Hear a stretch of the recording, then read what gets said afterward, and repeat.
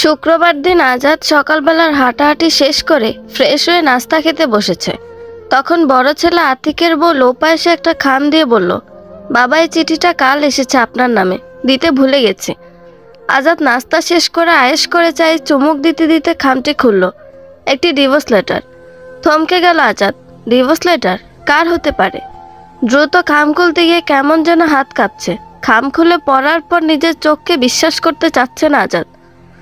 তার 28 বছরের সংসার করা স্ত্রী মোনা তাকে ডিভোর্স লেটার পাঠিয়েছে। এর মানে কি? তামাশা নয় তো? আদ্যপান্ত পড়ার পর আজাদ স্তব্ধ। সারা জীবনই সে আবেগহীন, ভাবলেশীন মানুষ। তার চিন্তা চেতনা, বিশ্বাস আর মূল্যবোধ একটা ছকের ভিতরে বাঁধা। এই ছক থেকে সে কোনোদিন বের হয়ে আসতে পারেনি, না স্ত্রীর বেলায়, না সন্তানদের বেলায়। প্রচণ্ড নেতিবাচক মনোভাবের একজন মানুষ সে, কিন্তু এটা সে কোনোদিন উপলব্ধি করেনি, স্বীকারও করেনি কখনো। সারা জীবন বিভিন্ন খুঁটিনাটি বিষয়ে শুধু মোনাকেই দোষ দিয়ে গেছে সে। আজ তার মনে পড়ল, মোনা কয়েকবারই কথায় কথায় তার ছেলেদের বলতো, তোমরা নিজের পায়ে দাঁড়িয়ে গেলে আমার দায়িত্ব শেষ, আমার মুক্তি। আমি শুধু তোমাদের জন্যই স্যাক্রিফাইস করছি। তোমরা পড়াশোনা করে তাড়াতাড়ি মানুষ হও, আমার জন্য দরজা তো খোলাই আছে। তোমরা দাঁড়িয়ে গেলে আমি আমার মতো করে চিন্তা করব। আমি তো বন্ধনহীন। কথাগুলি মোনা বিচ্ছিন্নভাবে বিভিন্ন সময় বিভিন্ন প্রসঙ্গে বলেছে। আজাদ পাত্তা দেয়নি। আজাদ চুপ করে শুনেও না শোনার ভান করেছে। মনে মনে বলেছে, মেয়ে মানুষের দৌড় আর কত দূর? দৌড় যে এত দূর হবে সে চিন্তাই করেনি। মোনা কদিন হলো তার বাবার বাসায় গিয়েছে। সব দিন নাস্তা খাওয়ার সময় মোনার সাথে বসে থাকে। টুকটাক সাংসারিক কথাবার্তা চলে। সব কিছু একদম রুটিন মাফিক। আজাদের পছন্দ মতো খাবার তৈরি করা থেকে শুরু করে সব কিছুই ঠিকঠাক। যাওয়ার দিনও বলে গেল, খাওয়া দাওয়া ঠিক মতো করো। তুমি এত চিনি খাও, এবার একটু কমাও। চিনি ছাড়া চা খেতে অভ্যাস করো। অথচ 4 দিনের মাথায় ডিভোর্স লেটার চলে এলো। তার মানে এর ব্যবস্থা আগে থেকেই চলছিল। আজাদ খামটি হাতে নিয়ে নিজের শোবার ঘরে ঢুকলো। 4 দিন আগেও যে গরম গরম ইলিশ ভাজার সাথে ইলিশের তেলে ভাজা শুকনো মরিচ ভাতের সাথে দিতে ভুলেনি। শুকনো ভাজা মরিচ আর সর্ষের তেল দিয়ে পেঁয়াজ ধনেপাতা ভর্তা দিতে ভুল হয়নি। অথচ 4 দিন পর কি করে এই চিঠি আসতে পারে? তখন তা এতটুকু মনে হয়নি যে অচিরে এরকম একটা ঘটনা ঘটতে যাচ্ছে। আজাদ কি করবে বুঝতে পারছে না। একবার ভাবলো ফোন দেবে, পরক্ষণে ভাবলো দেখা যাক কি হয়। বারান্দায় বসে চিঠিটি আবার খাম থেকে বের করতে গিয়ে টুক করে ছোট্ট একটা চিরকুট নিচে পড়ে গেল। তাড়াতাড়ি তুলে নিয়ে ভাঁজ খুলল। লেখা ছিল, আজ 28 বছর হয়ে গেল। জীবনের না বলা কথাগুলো জমতে জমতে আজ এমন মহিরুহের মতো শিকড় গেড়ে ফেলেছে যে চাইলেও উপড়াতে পারছি না। তোমার সংসার করতে গিয়ে বহুবার শুনেছি দরজা খোলা আছে, চলে যাও। আমি যাতে বলতে না পারি আমার ছেলে দুটো না থাকলে আমি চলে যেতাম। সেই বলার জায়গাটায়ও তুমি কৌশলে স্ক্রু পেটে দিয়েছ। বলেছ তোমার ছেলেদের নিয়েই চলে যাও, কেউ আটকাবে না। কথায় কথায় বহুবার বলেছ তোমার এখানে ভালো না লাগলে তোমার যেখানে খুশি চলে যাও, কেউ তোমাকে আটকাবে না, কেউ তোমার জন্য কাঁদবে না। অর্থাৎ যতটুকু বললে শতভাগ আঘাত দেয়া নিশ্চিত হয়, ততটুকু বলতে কার্পণ্য করনি কখনো। ধরেই নিয়েছ। অধ্যাপক বাবা আর শিক্ষিকা মায়ের উচ্চ মধ্যবিত্ত পরিবারের মেয়ে মোনা। প্রচলিত সংস্কারের সূক্ষ্ম জাল বিস্তৃত তার শিরা উপশিরায়। এই জাল থেকে বেরিয়ে আসা কঠিন, সত্যিই কঠিন ছিল। আর এই সুযোগের সবটুকুর সদ্ব্যবহার করেছ সারা জীবন। আমি সেদিন সিদ্ধান্ত নিয়েছিলাম ছেলেদের বঞ্চিত করব না। তাই এতটি বছর মনের সাথে যুদ্ধ করে টিকে রয়েছি। যুদ্ধ করে করে আমার ছেলেদের মানুষ করেছি। আমি কিভাবে একটা নিঃশব্দ যন্ত্রণাময় জীবনযাপন করেছি তার কিছু খণ্ডচিত্র লেখা আছে আমার ডায়েরিতে। সেটা রেখে এসেছি তোমার জন্য, যাতে নিজের আসল চেহারাটা দেখতে পাও।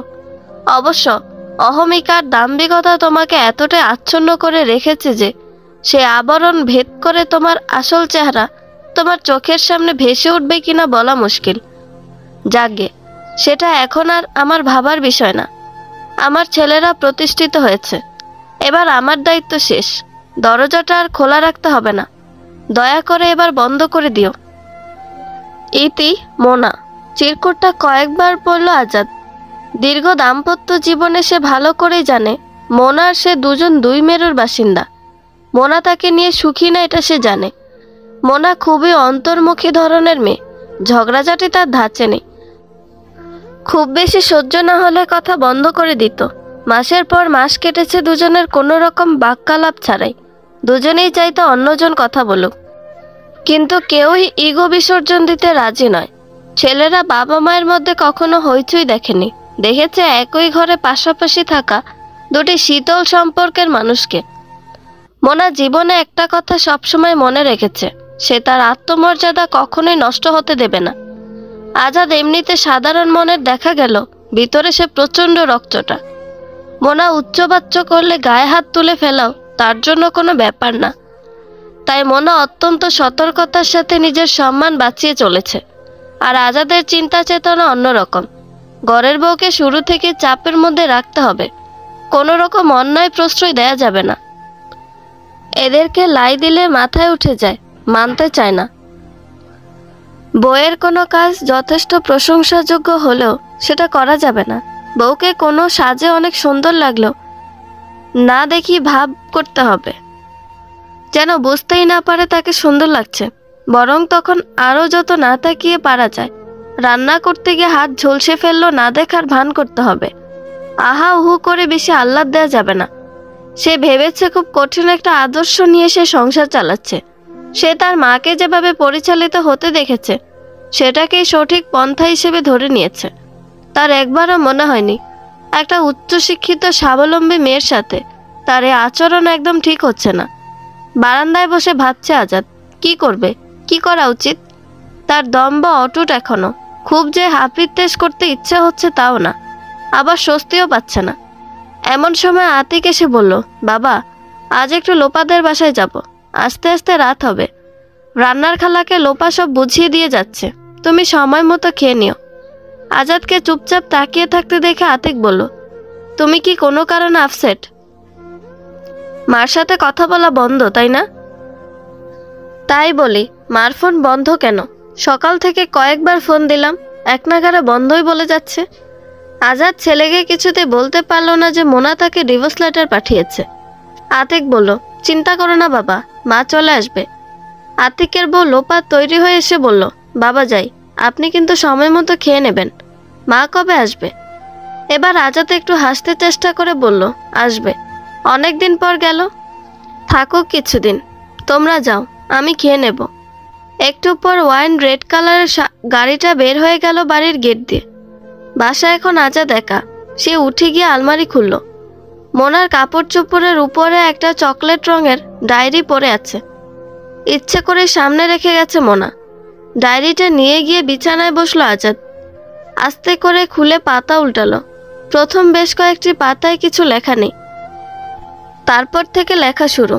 বিভিন্ন সময় অবসরের ফাঁকে মোনাকে লিখতে দেখেছে আজাদ। মনে মনে ভেবেছে আদিখ্যাতা। আজ সেই ডায়েরি খুলে সে পড়তে বসলো। মোটা ডায়েরি লেখায় ভরা। প্রথম লেখাটা চোখের সামনে তুলে ধরল আজাদ। 1-3-2017।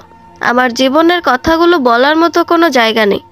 ভাগ্যিস মানুষ মনের জগতে একা একা কথা বলতে পারে, নিজের ইচ্ছে মতো বিচরণ করতে পারে, নইলে বেশিরভাগ মানুষ দম বন্ধ হয়ে মারা যেত। ভাবলাম কিছু কথা লিখে রাখি, লিখলেও মনের ভার অনেকখানি লাঘব হয়। তোমার সাথে যেদিন প্রথম দেখা হলো, সেই যে আমার খালাতো ভাইয়ের বিয়েতে তার বন্ধু হিসেবে দাওয়াত পেয়েছিলে। আমার সাথে পরিচয় করিয়ে দেবার পর দেখেছি সারাক্ষণ তোমার দু চোখ শুধু আমাকে অনুসরণ করছে। আমি একটু বিব্রত বোধ করলেও ভালো লাগাটাই ছিল বেশি। একটা বয়সে মনে হয় পৃথিবীতে যত রকম সুন্দর অনুভূতি আছে, সবচাইতে সুন্দরতম অনুভূতি বোধহয় এটাই যে আমাকে কারো ভালো লাগে। সেই বয়সটাই তখন ছিল আমার। তারপর অনেক কাঠখড় পুড়িয়ে আমার সাথে সম্পর্ক করলে। তোমার সেই প্রথম দিনের মুগ্ধতা চোখ বন্ধ করলে আজও টের পাই। ঠিক 2 মাস পর একদিন বেড়াতে গিয়ে দুজন হাত ধরে হাঁটছি। তুমি আমাকে প্রশ্ন করলে, তোমার কি মনে হয় তুমি অনেক সুন্দর, তাই আমি তোমাকে ভালোবেসেছি? আমি বেবাচিকা খেয়ে গেলাম যেন। মনে মনে একটু অপ্রস্তুত হয়েছিলাম। তুমি তখন বললে, তোমার চালচলন আমার খুব ভালো লেগেছে। এই যেমন সবসময় হাসি মুখে থাকা, মুরব্বীদের জড়িয়ে ধরে গল্প করা, আজান দিলে মাথায় আঁচল তুলে দেওয়া, উগ্র সাজে নিজেকে উপস্থাপন না করা। আমার দৃঢ় বিশ্বাস তুমি আমার মাকে ম্যানেজ করতে পারবে। আমি সেদিন কি বলবো বুঝতে পারছিলাম না। একটা মিশ্র প্রতিক্রিয়া হয়েছিল আমার। আমি আহামরি সুন্দরী নই, কিন্তু অসুন্দরও নই, এমন প্রমাণ জীবনে অনেকবার পেয়েছি। আজ এত বছর পরে এসে আমি পরিষ্কার দেখতে পাচ্ছি তুমি তোমার অজান্তেই সেদিন তোমাকে প্রকাশ করে ফেলেছিলে। আমিই ধরতে পারিনি, এটা আমার ব্যর্থতা। আমি প্রশ্ন করেছিলাম, এভাবে বলছো কেন? ওনাকে ম্যানেজ করা কি খুব কঠিন কাজ? তুমি বলেছিলে আজ আমরা এত দূর এসেছি শুধু মায়ের জন্য। রিটায়ারমেন্টের পর বাবা সারাক্ষণ তার ব্যবসা নিয়ে পড়ে থাকতেন। আমার মা একা এক হাতে আমাদের পড়াশোনা, এই বাড়িঘর করা সব সামলেছেন। আমাদের সংসারে আমার মায়ের অবদান বলে শেষ করার মতো না। তার ইচ্ছে তিনি নিজে দেখে শুনে আমাকে বিয়ে দেবেন। তারপর অনেক কাঠখড় পুড়িয়ে আমাদের বিয়ে হলো। নারায়ণগঞ্জ শহরের এক সাদামাটা 2 তলা বাড়ির অধ্যাপকের মেয়েকে বউ হিসেবে তুলে নেওয়ার ইচ্ছে ছিল না তোমার মায়ের। ঢাকা শহরে কত বড় বড় বাড়ির মেয়ে দেওয়ার জন্য লাইন দিয়েছিল তাদের বাবারা। নেহাতি ছেলের পছন্দ, তাই ইচ্ছে না থাকলেও রাজি হয়েছেন। এই গল্প যে কতবার তার মুখে শুনেছি কোনো হিসেব নেই। আমাদের বিয়ের 2 মাস 26 দিন হলো যেদিন, সে উপলক্ষে তুমি একটি সামান্য কারণে আমাকে প্রথম চর মেরে বসলে। কারণটি ছিল কোথাও একটা দাওয়াতে যাচ্ছি। শাশুড়ি মা এসে আমাকে শাড়ি সিলেক্ট করে দিলেন, বললেন এইটা পরো। ঠিক আছে, এটা উনি করতেই পারেন, কিন্তু সমস্যা হলো তিনি যে শাড়িটি পরতে বললেন সেটি একদমই স্ট্যান্ডার্ড ছিল না। তার বোন না কে দিয়েছেন, তাই আমাকে এটা পরতে হবে। আমি তাকে বুঝিয়ে বললাম, মা এটা অন্য কোনো সময় পরব, আজকের দাওয়াতে এটা মানানসই হবে না। উনি কিছু না বলে বের হয়ে গেলেন। আমি ভেবেছিলাম উনি বোধহয় বুঝতে পেরেছেন। উনি যে তোমাকে গিয়ে নালিশ করেছেন আমি ভাবিনি। আমি আমার মতো শাড়ি বের করে পরলাম, সেজেগুজে তৈরি। এমন সময় তুমি এসে ঘরে ঢুকলে। ঢুকেই জিজ্ঞেস করলে, মায়ের পছন্দের শাড়ি পরনি কেন? আমি বললাম, ওটা একটু অন্যরকম, আজকের অনুষ্ঠানে এটা পরা ঠিক হবে না। এটা পরে আমরা নিজেরা কোথাও ঘুরে আসব একদিন। তুমি জেদ করে বললে, না এটা তুমি আজই পরবে। আমি বললাম, এটা তো তোমারও প্রেস্টিজের ব্যাপার। না, তুমি একেবারে সিদ্ধান্ত অটল, এটাই পরতে হবে। আমি সারা জীবন মার্জিত ফ্যাশন দুরস্ত মেয়ে, যা খুশি একটা পরে অভ্যস্ত নই। একটু রাগ হলো আমার। হাত থেকে ব্যাগটি ছুঁড়ে ফেলে দিলাম অভিমান করে। বাবার সাথে অভিমান করেছি, মায়ের সাথে অভিমান করেছি। সেই ছেলে মানুষে অভিমান করার দিন যে আর নেই, এটা আমার মাথায় আসেনি। তুমি কাল বিলম্ব না করে ঠাস করে আমার গালে চর মেরে দিয়ে বললে, 2 দিন হয়নি এখনই আমার মাকে অবজ্ঞা করতে শুরু করেছ। এসব এখানে চলবে না। ওখানে যেতে হলে মায়ের পছন্দের শাড়িটি পরতে হবে। তোমার চরটি আমার কানেও লেগেছিল, কান ঝাঁঝা করছিল। ঘটনার আকস্মিকতা আমি যেন বিশ্বাস করতে পারছি না। এটা কি হলো? আমি দুঃখ পেতেও যেন ভুলে গেছি। এটা কি করে সম্ভব? আমি অবাক হয়ে তাকিয়ে আছি। এই লোককে আমি এত ভালোবাসি? তুমি গটগট করে বেরিয়ে গেলে। একটু পরে নিচে গাড়ি বের হয়ে যাওয়ার আওয়াজ শুনে বুঝলাম আমাকে ছাড়াই তুমি বেরিয়ে গেলে। সেদিন রাতে ফিরে এসে তুমি একটা কথাও বললে না। কেঁদে আমার চোখ মুখ ফুলে লাল হয়েছিল। ভেবেছিলাম হয়তো রাগের মাথায় কাজটি করেছ, এবার হয়তো সরি বলবে। আমাকে অবাক করে দিয়ে তুমি শুয়ে ঘুমিয়ে গেলে, ফিরেও তাকালে না। আমার শাশুড়ি রাতে খাবার জন্য ডাকাডাকি করেছেন, আমি খেতে যাইনি। সকালবেলা 9টায় ক্লাস আমার। সারা রাত ঘুমাতে পারিনি বলে উঠতে দেরি হয়ে গেছে। কেমব্রিয়ান কলেজ শৃঙ্খলার ব্যাপারে খুব কড়া। তাড়াহুড়ো করে তৈরি হচ্ছে, মাথা ঘুরছে। আজ ক্লাসে লেকচার দিতে পারবো কিনা জানি না। তুমি অফিসের জন্য তৈরি হয়ে নাস্তা করতে বসেছ। আমি না খেয়ে বের হয়ে যাচ্ছি দেখে শাশুড়ি আমাকে বললেন, না খেয়ে যাচ্ছ যে?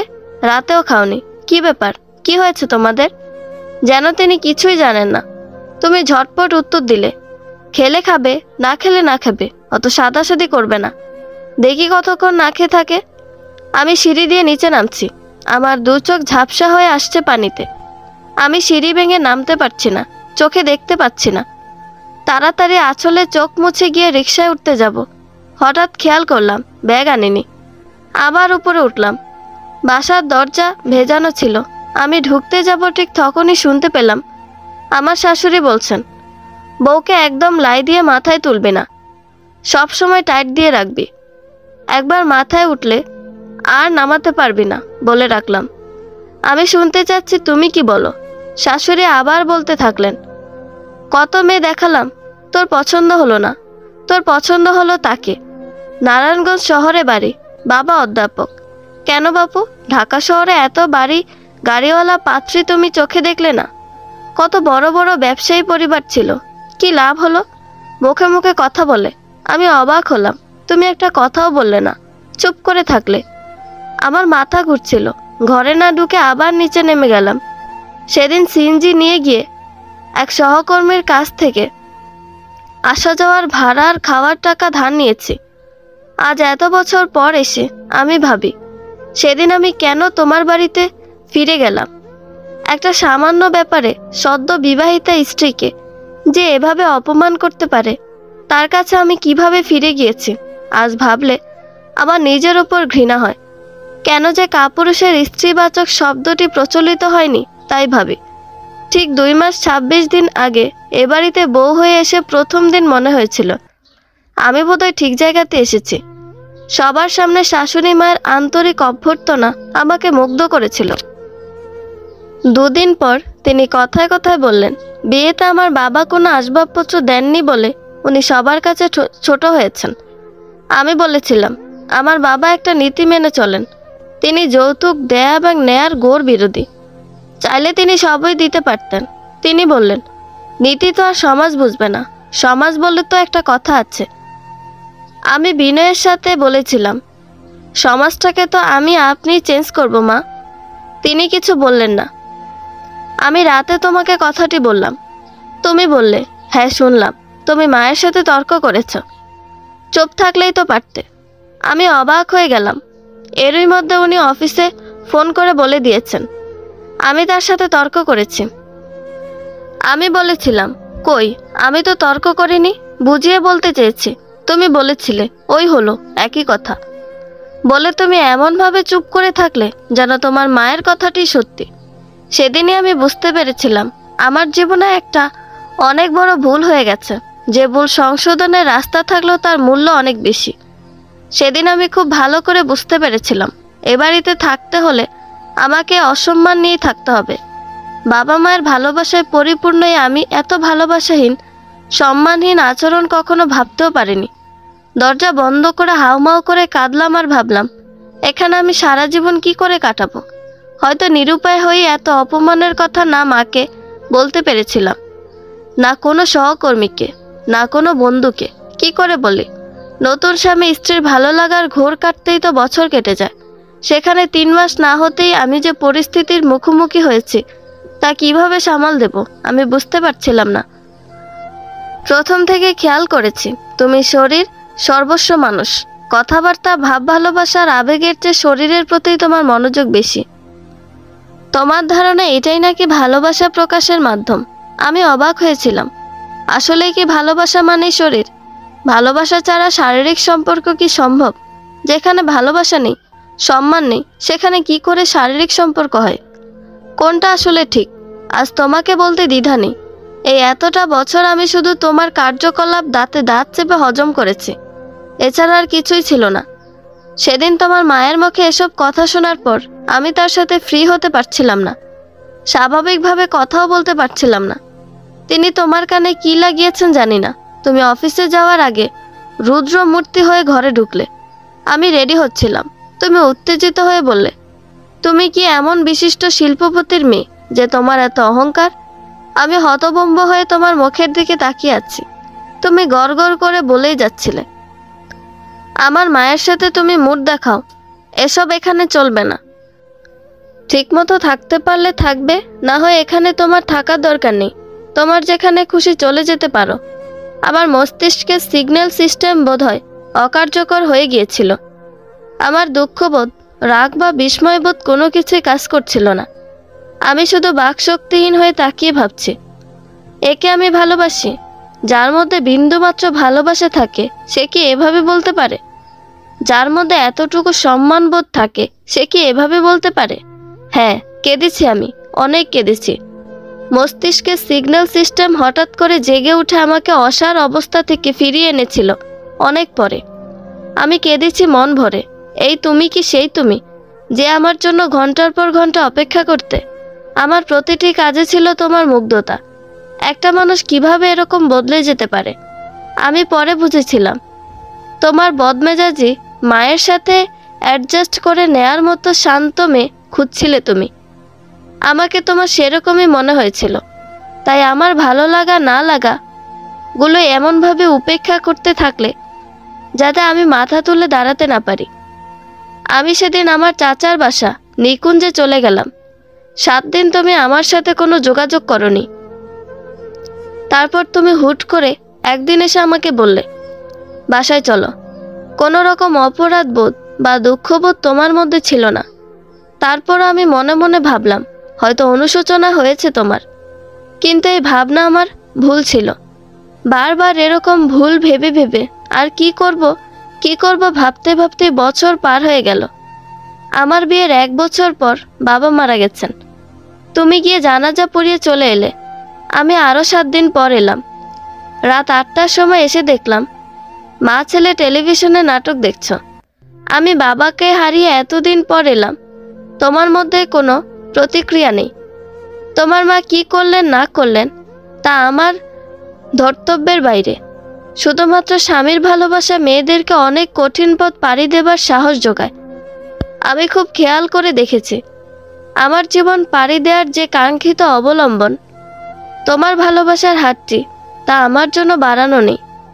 আছে শুধু তোমার ইচ্ছে মতো বেঁধে দেওয়া কতগুলো নিয়ম কানুন আর তোমার মায়ের দিক নির্দেশনা। তুমি যা চেয়েছিলে শুধু ভালোবাসার বিনিময়ে হয়তো তার চেয়েও বেশি পেতে পারতে। একটু ভালোবাসা দিলে একটা মেয়ে অনেক বড় ত্যাগ করতে পারে, কিন্তু তুমি তা না করে উল্টো পথে হাঁটলে। বাবার মৃত্যুর 7 দিন পর আমি এলাম। তোমরা কেউ এলে না আমার মনের অবস্থা জানতে। ঘণ্টাখানেক পর নাটক দেখা শেষ হলে তুমি এসে ঘরে ঢুকলে। আমার চোখে পানি, আমার চোখের পানি মুছিয়ে দিলে না। আমার মাথায় একটু হাত বুলিয়ে দিলে না। আমার শরীর কেমন আছে জানতে চাইলে না। বাবাকে হারিয়ে আমার মা কেমন আছে জানতে চাইলে না একবারও। সরাসরি আমাকে জড়িয়ে ধরে বিছানায় নিয়ে গেলে। আমি একদমই এখন এসব করার মুডে নেই। আমি নিজেকে জোর করে ছাড়িয়ে নিয়ে বললাম, এসব কি? তুমি বললে না, ভাবলাম তোমার মন খারাপ, মনটা একটু ভালো করে দে। আমি অবাক হয়ে তোমার মুখের দিকে তাকিয়ে রইলাম। এটাকে মন ভালো করা বলে? সেদিন আমার মনে হয়েছিল তুমি একটা জানোয়ার, আর একটা ভব্যতাহীন একটা প্রাণীর সঙ্গে আমি রয়ে গেলাম শুধুমাত্রই সমাজ সংস্কার আর নিরাপত্তাহীনতার ভয়ে। আমার নিরীহ বাবা, যার অনেক সুনাম এবং সম্মান ছিল, তাকে সমাজের কাছে ছোট করতে চাইনি, তাই তোমার সাথে রয়ে গেলাম আমি। এই লাইনটি পড়ে আজাদ চমকে উঠল। ডায়েরি বন্ধ করে সে পাশে রেখে শুয়ে পড়ল। অনেক অনেক লেখা আছে আরও, একসাথে এত সব পড়ার মানসিকতা নাই তার এখন। রান্নার খালা হাসুর মা এসে ডেকে গেল খাওয়ার জন্য। আজাদের এখন খাওয়ারও ইচ্ছে নেই। অপমান আর একটা অনিশ্চিত পরিস্থিতির মুখোমুখি হওয়ার আশঙ্কায় সে অস্থির। সকালবেলা আতিক আজাদকে নাস্তার টেবিলে না পেয়ে আজাদের ঘরে উকি মারল। দেখল এখনো শুয়ে আছে। রাতে মোনা ফোন দিয়েছিল আতিককে, বাবা ঘুমিয়ে পড়েছে বলে আর বলা হয়নি। আতিক ঘরে ঢুকে বিছানার পাশে দাঁড়িয়ে ডাকলো আজাদকে। আজাদ উঠে বসল। আতিক বলল, এখনো শুয়ে আছো যে? হাঁটতে যাও না কদিন ধরে? শরীর খারাপ? না এমনি। কাল রাতে মা ফোন দিয়েছিল। আজাদ জিজ্ঞাসু দৃষ্টিতে তাকিয়ে আছে ছেলের দিকে। তার কেন জানি মনে হচ্ছে আতিক সব জানে। আতিক বলল, মা বলেছে তার জন্য যেন আমরা চিন্তা না করি, মা ভালো আছে। আজাদ প্রশ্ন করল, তোমার মা নারায়ণগঞ্জে যায়নি? না। তাহলে কোথায় গিয়েছে? মা একটা ট্যুরস অ্যান্ড ট্রাভেলস গ্রুপের সাথে রাঙামাটি গিয়েছে। শুধু এইটুকু বলল, আমরা যেন তার জন্য চিন্তা না করি, মা ভালো আছে। আতিক এমন নির্বিকারভাবে বলল যেন এটা খুব স্বাভাবিক ব্যাপার, প্রায় এরকম ঘটে থাকে। ফোনটা আমাকে দিলে না কেন? তুমি তো ঘুমিয়ে পড়েছিলে, আর মা তো তোমাকে চায়নি। ও ঠিক আছে, অফিসে যাবে না? নাস্তা খেয়েছো? না, তোমাকে ডাকতে এসেছি, চলো নাস্তা খাবে। আজাদ বলল, তুমি যাও, আমি পরে আসছি। আজাদ ফ্রেশ হয়ে টেবিলে গিয়ে বসলো। লোপা নাস্তায় গিয়ে দিল। আজাদ ছেলের দিকে তাকিয়ে দেখল মুখ নিচু করে চুপচাপ খাচ্ছে। আজাদ কিছুক্ষণ তাকিয়ে বোঝার চেষ্টা করলো, তারপর আস্তে করে বলল, তুমি কি জানতে আগে থেকে তোমার মা ঘুরতে যাচ্ছে? আতিক মুখ নিচু করেই বলল, হ্যাঁ। আমাকে বলনি কেন? এটা তোমাদের ব্যাপার। তোমরা কে কাকে বলে যাবে নাকি না বলে যাবে সেটা দেখা তো আমার দায়িত্ব না। আজাদ বলল, তুমি তোমার মায়ের পক্ষে কথা বলবে? এটা জানি, একটা মানুষের পক্ষে কাউকে না কাউকে তো থাকতেই হবে বাবা। লোপা রান্নাঘর থেকে চায়ের সরঞ্জাম নিয়ে আসছিল। আতিক সেদিকে তাকিয়ে বলল, দেখে এসো তো দাদি উঠেছে কিনা, না উঠলে ডেকে তোলো। লোপা বুদ্ধিমতী মেয়ে, বুঝলো তার এখানে উপস্থিতি আতিক চাচ্ছে না। সে তাড়াতাড়ি সরে গেল। আতিক এবার সরাসরি আজাদের দিকে তাকিয়ে বলল, আমার মায়ের পাশে সারা জীবন থাকার কথা ছিল তোমার, তুমি তা না করে অবহেলায় দূরে সরিয়ে রেখেছ। তাকে কোনোদিন বোঝার চেষ্টাও করনি কখনো। সেটা তোমার মাও করেনি, সে তার ইগো নিয়েই থেকেছে। আতিক একটু চুপ করে থেকে কি যেন ভাবলো, তারপর বলল, তোমার সঙ্গে এ নিয়ে আমি কখনোই কথা বলতে চাইনি। আজ তুমি তুলেছ তাই বলছি। কিছু স্মৃতি আমি কোনোদিন ভুলতে পারবো না। তোমার কি মনে আছে সেই দিনের কথা? এক ছুটির দিনে বিকেলবেলা মা আমাদের ঘুম পাড়িয়ে খাতা দেখছিলেন। হঠাৎ দরজা বন্ধ করার বিকট শব্দে আমার ঘুম ভেঙে গিয়েছিল। লাফ দিয়ে উঠে দেখি তুমি মার মুখী হয়ে ঘরে ঢুকে মাকে বলছিলে, তোমার কাজের লোক ঘুমাচ্ছে, তুমি এসব নিয়ে বসে আছো।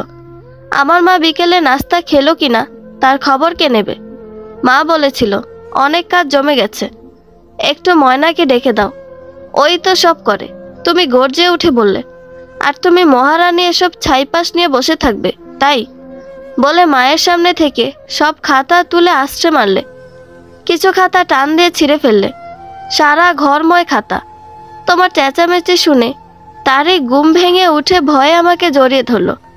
মা বারবার তোমাকে বলছিল, দেখো বাচ্চাদের অনেক কষ্টের ফসল এই খাতাগুলো, এগুলো নষ্ট করো না। তুমি ছড়িয়ে ছিটিয়ে মারিয়ে ঘর থেকে বের হয়ে গেলে।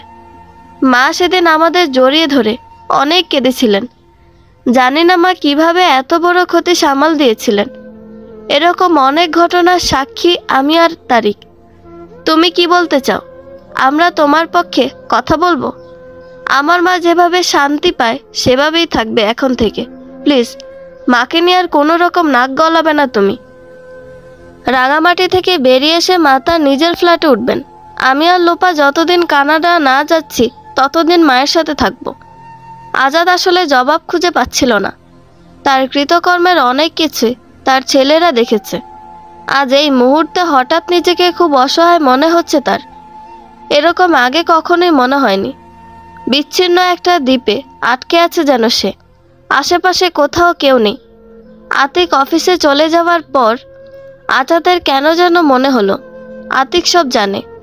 সারা জীবন দেখে এসেছে 3 মা ছেলে সবসময় এক পেট। 3 জন একসাথে বেড়াতে যেত, বাইরে খেত, কেনাকাটা করত, বেডরুমে বা ড্রয়িং রুমের কার্পেটে বসে আড্ডা দিত, মুভি দেখত। তাদের কত রকম গল্প যে হতো। আজাদ আশেপাশে থেকে কান খাড়া করে শুনত। জীবনানন্দের বা রবীন্দ্রনাথের কবিতা নিয়ে আলোচনা, হুমায়ুন আহমেদের সাহিত্য নিয়ে, কখনো গান নিয়ে চায়ের আসর। মোনা তার 2 ছেলেকে নিয়ে একটা আলাদা জগৎ তৈরি করে ফেলেছিল। সেখানে আজাদের প্রবেশাধিকার ছিল না। আজাদ মাঝে মাঝে ঢুকতে চাইতো না তা না, কিন্তু আশেপাশে ঘুরল তাকে কেউ ডাকত না। ছেলেরা সব সময় মোনার পক্ষ নিয়ে কথা বলতো। বড় ছেলে আতিক মায়ের কষ্টগুলি অনেকটাই জানতো। ছোট ছেলে তারিক সব না জানলো এটুকু বুঝতো, তার বাবা মায়ের মধ্যে একটা স্বাভাবিক সম্পর্ক নেই, ঝগড়াঝাটিও নেই, কোনো বন্ধনও নেই। তাই আজাদের মনে হচ্ছে হয়তো ছেলেরা সব জানে। ছোট ছেলে তারিক কানাডায়। তারপরও মাঝে মাঝে মা আর ভাইয়ের সাথে অনেক রাত পর্যন্ত গল্প হয়। আজাদের সাথে যেটুকু দরকার সেটুকুই। লোপা আতিককে গেট পর্যন্ত এগিয়ে দিয়ে এলো। দেখলো আজাদ চুপ করে বসে আছে। সে আজাদকে যত্ন করে চা ঢেলে দিতে দিতে বলল, বাবা শরীর খারাপ? না তো। তুমি খেয়েছো? খাবো বাবা, আতিককে সব গুছিয়ে দিয়ে এলাম। হঠাৎ আজাদের কি মনে হলো কে জানে, সে বলল, একটা কথা বললি বৌমা। জি বাবা বলুন। স্বামী স্ত্রী সবসময় একসাথে বসে খাবে, এতে হৃদ্যতা বাড়ে। লোপা তাকিয়ে রইল বাবার দিকে। কই, কখনো তো বাবাকে বলতে শোনেনি তার শাশুড়িকে, চলো খেতে বসি। লোপার অবাক দৃষ্টি আজাদ খেয়াল করলো। আজাদের মা 80 বছর বয়সে এখনো নাত বইয়ের ভুল ত্রুটি ধরতে পারদর্শী, চলাফেরায় অনেক সক্ষম, যা এ বয়সে সাধারণত থাকে না। মনিরা বেগম নিজের ঘর থেকে বের হয়ে এলেন, একটু কুঁজো হয়ে হাঁটেন, তারপরও বেশ শক্ত। টেবিলের কাছে এসে আজাদকে উদ্দেশ্য করে বললেন, তোর বউয়ের বেড়ানো শেষ হয়নি? লোপা নাস্তা খেতে বসেছে। মনিরা বেগম বললেন, তোমার শাশুড়ির বুড়ো বয়সে লম্বা নায়র দিচ্ছে বাপের বাড়ি। তারপর আজাদকে বললেন, হ্যাঁ রে, বাপের বাড়ির বিষয় সম্পত্তির ব্যাপারে গিয়েছে নাকি? তা তুই সাথে গেলেও পারতি। টাকা পয়সা কি করে না করে, সে তো আবার তেরা মেয়ে মানুষ। এবার আজাদের রাগ হলো, কঠিন স্বরে বলল, তুমি তোমার ঘরে যাও, সব কিছুতে তোমার নাক না গলালেও চলবে। মনিরা বেগম খ্যাক করে উঠলেন, বললেন, ভালো বুদ্ধি দিই তো ভালো লাগে না না? আজাদ হঠাৎ হাত জোর করে বলল, জীবনে অনেক ভালো ভালো বুদ্ধি দিয়েছ মা, এবার অন্তত রেহাই দাও, তোমার এত ভালো আমি আর নিতে পারছি না। মনিরা বেগম অসন্তুষ্ট হয়ে যেতে যেতে বললেন, নাক কি গলায় সাধে?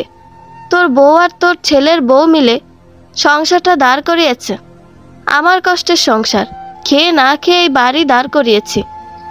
এই সংসারের ভার এখন কাজের লোকের হাতে।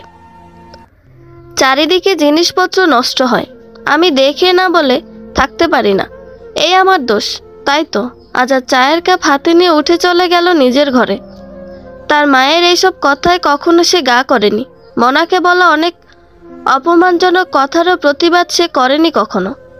উল্টো আরও মনাকে মানসিক চাপে রেখেছে। চিৎকার করে বলেছে কখনো যেন মোনা তার মায়ের ব্যাপারে কোনো কথা বলতে না আসে। অফিস থেকে এসে প্রায়ই দেখত মোনার চোখ মুখ ফোলা, হয়তো অনেক কেঁদেছে। কখনোই আজাদ জিজ্ঞেস করেনি তার কি হয়েছে, মন খারাপ কিনা, দেখেও না দেখার ভান করেছে। আজ তার মনে হচ্ছে এবারে সর্বত্র যেন বিষবাষ্প ছড়িয়ে রয়েছে, নিঃশ্বাস নিতেও যেন কষ্ট হচ্ছে। কেন এমন মনে হচ্ছে তার নিজেও বুঝতে পারছে না। মোনার জন্য ভালোবাসা নাকি অসম্মানিত হওয়ার আশঙ্কা? আজাদ ঘরে এসে প্রথম মোনার মোবাইলে কল দিল, বারবার সুইচ অফ বলছে। হঠাৎ আজাদের মনে হলো মোনার কলেজে একবার ফোন দিয়ে জিজ্ঞেস করলো কিছু জানা যেতে পারে। যদিও তার মনে হয়েছে আতিক সব জানে, কিন্তু আতিককে জিজ্ঞেস করলেই যে বলবে এমন নাও হতে পারে, সে ছেলের কাছে ছোট হবে না। কলেজের নাম্বারে ফোন দিয়ে আজাদ বলল, মোনা ম্যাডাম কি আছেন? আমি ওনার এক রিলেটিভ বলছি। উত্তর এলো, প্রিন্সিপাল ম্যাডামের কথা বলছেন? হ্যাঁ। ম্যাডাম তো 10 দিনের ছুটিতে আছেন। ও আচ্ছা বলে ফোন রেখে দিল আজাদ। মনে মনে ভাবলো, এই বয়সে এসে এসব কি করছে মোনা? তার মানে পরিকল্পনা করে দূরে সরে যাওয়াটাই তার মুখ্য উদ্দেশ্য ছিল তাহলে। এই কাজগুলো তো একদিনে হয়নি, অনেক দিনের পরিকল্পনার কাজ। কি অদ্ভুত! অথচ আজাদ কিছুই বুঝতে পারেনি। বালিশের নিচ থেকে ডায়েরিটা হাতে নিল আজাদ। পৃষ্ঠা উল্টে দেখতেও যেন আজ ভয় হচ্ছে তার। এখনও তার বিশ্বাস মোনা তাকে বাজিয়ে দেখছে। সত্যি এত বড় একটা সিদ্ধান্ত মোনা নিতে পারে না। পড়বে কি পড়বে না দ্বিধান্বিত মন নিয়ে ডায়েরির পাতা উল্টালো আজাদ। পড়তে লাগলো। আজ কেন যেন মনে পড়ছে সেই দিনটির কথা। সেই যে কোনো এক বৃষ্টির দিন, তখন আমাদের কেবল বিয়ে হয়েছে। ছুটির দিনে আমরা বেড়াতে গিয়েছিলাম একটু প্রকৃতির ছোঁয়া পেতে বোটানিক্যাল গার্ডেনে। গুড়ি গুড়ি বৃষ্টি হচ্ছে। আমরা একটা শেডের বেঞ্চে বসে গল্প করছি। হঠাৎ তুমি আমাকে প্রশ্ন করলে, তোমাকে কি বাবা মাকে টাকা পয়সা দিতে হয়? শুনে আমি অবাক হয়েছিলাম। আমার বাবা অধ্যাপনা করেন, 2 তলা বাড়ির 1 তলা ভাড়া দেওয়া। আমার ছোট ভাইও ততদিনে চাকরিতে ঢুকে গেছে। আমাদের কোনো অভাব নেই। আমি তবুও বাবার হাতে মায়ের হাতে কিছু টাকা দিই, এটা আমার ভালো লাগে। আমার মা শিক্ষকতা করেন। প্রতিদিন সুন্দর সুন্দর শাড়ি পরা আমার মায়ের খুব পছন্দ। আমি তাকে প্রায়ই শাড়ি কিনে দিই, যদিও মা বকা দেন এত খরচ করার জন্য। আজ এমন প্রশ্ন শুনে আমি একটু অপ্রস্তুত হয়েছি। আসলে আমি যে বোকা আর মেরুদণ্ডহীন ছিলাম তাই অপ্রস্তুত হয়েছি। এটা তো অপ্রস্তুত হওয়ার কিছু ছিল না। আজ আফসোস হয়, প্রচণ্ড ধিক্কার আসে নিজের ওপর। কেন আমি সেদিন তোমার মানসিকতা বুঝতে পারিনি। তুমি বলেছিলে মা বাধা দিচ্ছে না তাই তুমি চাকরিটা করতে পারছো, না হলে সংসারের দায়িত্ব তোমাকে নিতে হতো। তুমি চাইলেই তোমার টাকা যা খুশি তা করতে পারো না। আমি অন্ধ ছিলাম, তাই বলতে পারিনি আমি চাকরি করব কি করব না, সেটা আমার সিদ্ধান্ত, অন্য কারো নয়। সংসারের দায়িত্ব চাকরি করেও নেওয়া যায়, নিজে তদারকি করে সহকারী দিয়েও সংসার চালানো যায়। কিন্তু যে সংসার আমার হয়নি, আমার হতেই দেওয়া হয়নি, প্রতি পদে পদে আমাকে অপদস্থ করা হয়েছে, এটা আমি সেদিন বুঝিনি। তাই তোমাদের এই সংসারের ওপর আমার কোনো টান ছিল না কোনো দিন। যে ঘরের দরজা কথায় কথায় খুলে দেওয়া হয় বেরিয়ে যাবার জন্য, সে ঘরকে কি নিজের ঘর ভাবা যায়? সেই ঘরের জন্য কি টান হয় কখনো? তাই এই ভালোবাসাহীন একটা জীবন ফেলে পালানোর পরিকল্পনা করে গেছি প্রতিনিয়তি। তুমি ভেবেছ তুমি সারা জীবন খুব পৌরুষী নিয়ে থেকেছ। আমি তোমার এই বিবেচনা বর্জিত পৌরুষী তোমার মুখের উপর ছুরি দিয়ে যাব বলে নিজেকে প্রস্তুত করছি দিনের পর দিন। সকাল থেকে প্রচণ্ড বৃষ্টি হচ্ছে। আজাদের আজ বিছানা ছেড়ে উঠতে ইচ্ছে করছে না। খুব সকালে সে উঠে পড়ে হাঁটতে বেরিয়ে যায়। আজ তার উঠতে ইচ্ছা করছে না। ক্লান্ত অবসন্ন শরীর, শুয়ে শুয়ে ভাবছে মোনা থাকলে এতক্ষণ কতবার ওঠার জন্য তাড়া দিয়ে যেত, আবার কখনো উঠতে আলসেমি করলে বারবার এসে ডাকাডাকি করত। তবে ডাকার মধ্যে কোনো প্রাণ ছিল না, শুধুই দায়িত্ব। এই কথাগুলো আজাদের আগে কখনো মনে হয়নি। সব কিছু তার ইচ্ছে মতো ঠিক মতো চলছে, ব্যাস এটাই জীবন। এর বাইরে কিছু থাকতে পারে এটা ভাবার মতো মনই তার নেই। মোনা এত শৌখিন ছিল, পুরোটা বর্ষাকাল জুড়ে ওর ফুলদানিতে কদম ফুল থাকতো। আজাদের মনে পড়ে না কোনোদিন একটা গোলাপ কিনে দিয়েছে মোনাকে। আজ তুমুল বৃষ্টির এই সকালে আজাদের কেন যেন মনে হচ্ছে ফুলদানিটা কদম ফুল দিয়ে সাজাতে। একটা দীর্ঘশ্বাস ফেলে উঠে বসলো সে। জানালা দিয়ে বাইরে তাকিয়ে আছে। আকাশ কালো করে অঝরে বৃষ্টি। মোনার প্রিয় দিন, তার প্রিয় মেঘলা আকাশ, সব কিছু কেমন যেন অর্থহীন মনে হচ্ছে তার। মনের অজান্তেই মোবাইলটা হাতে নিয়ে মোনাকে কল দিল। ফোনটা খোলা, আজ রিং হচ্ছে। আজাদের বুক ধরফর করছে, কি বলবে মোনাকে, কিন্তু মোনা ফোনটা ধরল না। কয়েকবার চেষ্টা করলো, মোনা ফোন ধরল না।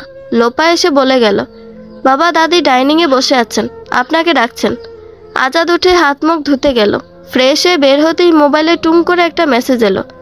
তাড়াতাড়ি হাত মোছা আজাদ মোবাইলটা হাতে নিল। মোনার মেসেজ। এতদিন মোনা তাকে ব্লক করে রেখেছিল।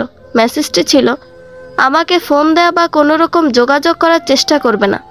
তোমার সাথে আমার যোগাযোগ হবে কোর্টে। আমি এই ডায়েরি কেন লিখেছি জানো? তোমার চোখের সামনে 28 বছরের কিছুটা চিত্র তুলে ধরার জন্য। অন্যায় যে করে সে ভুলে যায়, তার মনে থাকে না সে কি করেছে। ডায়েরিটা পুরোটা পড়বে, মনে করে এটা তোমার কোর্টে যাওয়ার পূর্ব প্রস্তুতি। জীবনটাকে পিছন ফিরে গিয়ে একবার চোখ বুলিয়ে নাও, এটা তোমার একটা মানসিক প্রস্তুতি হবে। আজাদ আবার মোবাইলে কল দিল, সুইচ অফ, মেসেঞ্জার ব্লক। আজাদের কপালের দুই পাশের শিরায় যেন গরম রক্তস্রোত বইছে। মাথা দপদপ করছে, তার সারা জীবনের অহংকার যেন ধুলায় মিশে যাচ্ছে। ডাইনিংয়ে গিয়ে দেখলো আতিকের খাওয়া শেষ। লোপার টিফিন বাক্স গুছিয়ে দিচ্ছে। মনিরা বেগম বসে আছেন। আজাদ নিজের চেয়ারে গিয়ে বসে বলল, বৌমা আমাকে কড়া করে একটু কফি বানিয়ে দেবে? লোপা বলল, দিচ্ছি বাবা। এমন সময় আতিক বলল, বাবা একটা কথা ছিল। আজাদ তার দিকে না তাকিয়ে বলল, বল। আমরা আগামী সপ্তাহে মায়ের ফ্ল্যাটে উঠে যাচ্ছি। আমার আর মায়ের ঘরের ফার্নিচারগুলো নিতে গাড়ি আসবে। ভিতরে একটা প্রচণ্ড ধাক্কা খেলো আজাদ। বুঝতে দিল না, নির্বিকার ভাব নিয়ে বলল, তো আমাকে কি করতে হবে? আতিক বলল, কিছু করতে হবে না। তোমার বাড়ি থেকে জিনিসপত্র বাইরে যাবে, তোমার জানা দরকার। আজাদ ক্ষুব্ধ হয়ে বলল, তোমরাও তোমার মায়ের একটা ভুল সিদ্ধান্তে তাল মেলাচ্ছ। ভুল না ঠিক সেটা মায়ের ব্যাপার। আমরা যাচ্ছি কারণ আমার মাকে একা থাকতে দিব না। মনিরা বেগম এসব জানতেন না। লাফিয়ে উঠে বললেন, মানে কি? মা ছেলে মিলে এসব পরিকল্পনা কবে হলো? এসব কি হচ্ছে আজাদ? আমি তো কিছুই বুঝতে পারছি না। আজাদ ছেলেকে উদ্দেশ্য করে বলল, তুমি কি মনে করো তোমার মা এই বয়সে এসে লোক হাসানোর যে সিদ্ধান্ত নিয়েছে এটা সঠিক? আতিক ব্যাগ হাতে করে যাবার জন্য উঠল। বলল, সঠিক কি বেঠিক আজ আমাকে জিজ্ঞেস করছো বাবা? এই এত বছরে তোমার আর তোমার মায়ের সব কার্যকলাপ কি ঠিক ছিল? আজ একবার বসে চিন্তা করে নিও। মনিরা বেগম একেবারে মারমুখী হয়ে তেড়ে ফুরে এলেন। তোকে কোলে পিঠে করে বড় করেছি আমি। তোর মা তো সারাদিন বাইরে বাইরে থেকেছে, সে দেখেছে তোদের। আতিক ঠান্ডা মাথায় বলল, সেজন্য আমরা তোমার কাছে ঋণী। তোমার অবদান তো অস্বীকার করছি না, কিন্তু মা তো মাই। তোমার ছেলেকে তুমি সারা জীবন ভুল পথে চালিয়েছ। এখন আমরা যদি আমাদের মায়ের কথায় চলি, তাহলে দোষ কোথায়? মনিরা বেগম রাগে জ্বলছেন, বললেন, তোর বইয়ের আক্কেলটা কি শুনি? এমনি করে সংসার ফেলে কেউ? তার কথা শেষ হবার আগে আজাদ প্রচণ্ড রেগে গিয়ে বলল, চুপ, একদম কোনো কথা বলবে না তুমি। থাকো তুমি তোমার সংসার নিয়ে, আমি এবারই ছেড়ে চলে যাব যেদিকে খুশি। আতিক তাড়াতাড়ি উঠে বের হয়ে গেল। লোপা নাস্তা নিয়ে বসেছিল, সেও তাড়াতাড়ি ঘরে চলে গেল। মা ছেলের এই বাক বিতণ্ডায় থাকতে চাইল না। ছেলের ধমক খেয়ে মনিরা বেগম কাঁদো কাঁদো হয়ে বললেন, আজ এই দিন দেখার জন্য তোকে মানুষ করেছি। কত কষ্ট করে তোর ফুফুর আশ্রয়ে থেকে দিন পার করেছি, তোদের বড় করেছি, সব ভুলে গেলি? না, ভুলিনি। তাই নিজের জীবন দিয়ে তোমার ঋণ শোধ করছি। এই বলে আজাদ না খেয়ে নিজের ঘরে ঢুকে দরজা বন্ধ করে দিল। 1 বছর হলো আজাদ অবসরে গিয়েছে, আবার কোথাও একটা ঢোকার চেষ্টা করছিল সে। অভিজ্ঞতা সম্পন্ন ব্যাংকারদের অনেক কোম্পানি নির্দিষ্ট মেয়াদের জন্য নিয়োগ দেয়, সেরকম একটা চেষ্টাই করছিল আজাদ। একটা কোম্পানিতে দেখা করার কথা, কিন্তু তার একদমই ইচ্ছে করছে না। একটা স্বনামধন্য কোম্পানির সিএফও চাকরিটা খুব লোভনীয়। আজাদের খুব কষ্ট হচ্ছে এরকম বোধ হচ্ছে না, কিন্তু কোথায় যেন একটা সুর কেটে গেছে জীবনের। শুয়ে শুয়ে চিন্তা করছে আজাদ। পেছনের দিনগুলি মোনার ডায়েরির পাতার মতো এক এক করে চোখের সামনে ভেসে উঠছে। দীর্ঘশ্বাস ফেলে আজাদ পিছনের দিনগুলোতে ফিরে গেল। আজাদের বাবা চাচারা 11 ভাই বোন, সবাই শিক্ষিত। বড় চাচারা ঢাকায় বাড়িও করে ফেলেছে সবাই। আজাদের বাবা ছিল সবার মধ্যে চতুর্থ, তাই ভাই বোন সবার ইচ্ছে ছিল আজাদের বাবা মা গ্রামে থাকবে, জমি জমা দেখবে, তাদের বাবা মাকে দেখবে। আসলে অনেক সময় মানুষকে পরিবেশ পরিস্থিতি বাধ্য করে টিপিক্যাল হতে।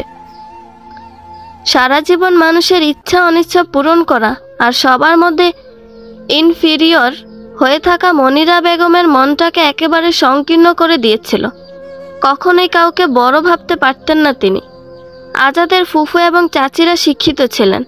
তাদের ফরমায়েশ খেটে খেটে মনিরা বেগমের অবচেতন মনে একটা জটিলতা তৈরি হয়েছিল। সেই অবদমিত অপমানের প্রতিশোধ যেন মোনার ওপর দিয়ে নিতে চাইতেন। আজাদের বাবা মোজাম্মেল সাহেব নেভিতে জুনিয়র কমিশন র্যাঙ্কে চাকরি পেলেন। আজাদের মাকে বিয়ে করার পর আজাদের দাদি সিদ্ধান্ত দিল মোজাম্মেলের বউ গ্রামে থাকবে, এত জমি জমা আর শ্বশুর শাশুড়িকে দেখতে হবে। আজাদের মা মনিরা বেগম বেজায় অখুশি হয়ে গ্রামের বাড়িতে থাকতে লাগলেন।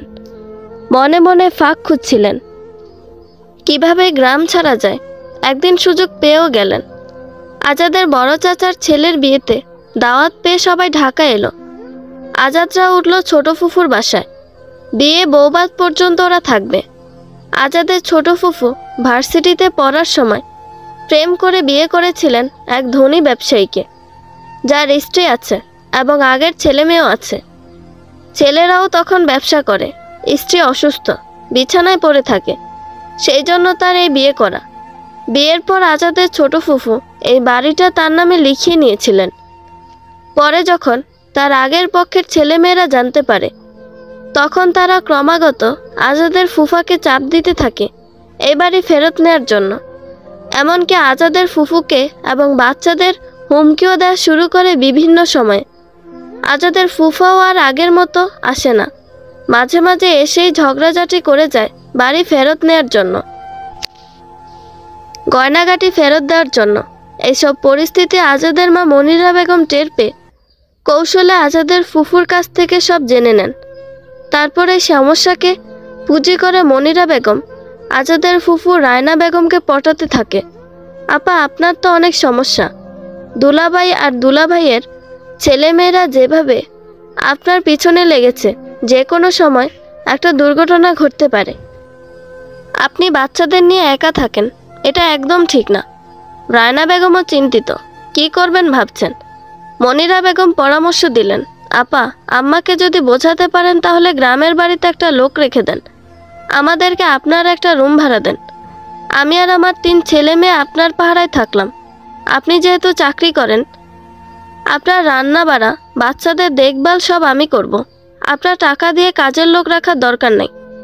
রায়না বেগম এই টোপ ভালোভাবেই গিললেন। উনি তার মাকে গিয়ে ধরে পড়লেন। এটা অনেক ভালো প্রস্তাব। মেয়ের নিরাপত্তার সুবিধার্থে আজাদের দাদি তাদের পরিবারকে রায়না বেগমের বাসায় থাকার অনুমতি দিলেন। সেই থেকে শুরু হলো ওদের ঢাকায় থাকা। রায়না বেগম রুম ভাড়া নিতেন না, শুধু বিলগুলি পরিশোধ করে ওরা এক রুম নিয়ে থাকতো। আর রায়না বেগমের সংসারের যাবতীয় কাজ, 2 বাচ্চার সব কাজ মনিরা বেগম করতেন। রায়না বেগম বাড্ডা স্কুলের সিনিয়র শিক্ষক। সকালে যেতেন, আসতে আসতে বিকেল। রাতের বেলা তিনি তার বাচ্চাদের নিয়ে পড়তে বসাতেন। এই সময় পাশের রুম থেকে কোনো টুশব্দ করা যেত না। আজাদরা 3 ভাই বোন চুপচাপ থাকতো। এক রুমে থাকা, পড়াশোনা, খাওয়া দাওয়া সব কিছু। একটা খাটের মধ্যে সবার থাকা, খাটে বসে পড়াশোনা। টেবিল পাতার কোনো জায়গা ছিল না। বাথরুমও ছিল একটাই। রায়না বেগমের করা নির্দেশ ছিল, আমার বাথরুম যেন কেউ নোংরা করে না রাখে। মনিরা বেগম সকাল 6টার মধ্যে তার 3 ছেলে মেয়ের বাথরুমের কাজ শেষ করিয়ে সব পরিষ্কার করে রাখতেন। সকালে বা বিকেলে তার প্রয়োজনের সময় বাথরুম বন্ধ থাকলে খুব রাগারাগি করতেন। মনিরা বেগমকে তিনি রেখেছিলেন নিজের প্রয়োজনে, কিন্তু একটা সময় তার মনে হতে লাগলো তিনি মনিরা বেগমকে দয়া করে থাকতে দিয়েছেন। তাই বাড়িঘর পরিষ্কার পরিচ্ছন্ন করা থেকে সব কাজ মনিরা বেগম করতেন রায়না বেগমের সন্তুষ্টির জন্য। যে করেই হোক তার এখানেই থাকতে হবে। আবার যদি গ্রামে যেতে হয় তাহলে ছেলেমেয়ের পড়াশোনা হবে না। তাই তিনি মুখ বন্ধ করে সব কাজ করতেন। মনিরা বেগম তেমন শিক্ষিত নন। তার ননদ এবং জায়েরা সবাই শিক্ষিত এবং চাকরিজীবী। মাঝে মাঝে সবাই দল বেঁধে আসতেন রায়না বেগমের বাসায়, কিন্তু তাদের সব রকম আপ্যায়ন করতে হতো মনিরা বেগমের। রায়না বেগমের সহকর্মীরা কেউ এসেছে, সব করার দায়িত্ব মনিরা বেগমের। বাচ্চাদের পরীক্ষা থাকলেও তার দেখভাল করার সুযোগ ছিল না। যখন তখন ডাক পড়তো রায়না বেগমের রান্নাঘরে। সকালবেলা হয়তো আজাদ পড়তে বসেছে, এমন সময় এসে বললেন, আজাদ যা তো বাবা, দৌড়ে গিয়ে বাজারটা করে নিয়ে আয়। কারো না করার সাধ্য ছিল না। বিকেলে হয়তো আজাদের ছোট ভাই শাহেদ হোমওয়ার্ক করতে বসেছে। রায়না বেগম এক ব্যাগ শাড়ি ধরিয়ে দিয়ে বললেন, লন্ড্রিতে দিয়ে আয়। রাতের বেলা রায়না বেগম কোথাও গেলে তার 2 বাচ্চা রেখে যেতেন মনিরা বেগমের ঘরে।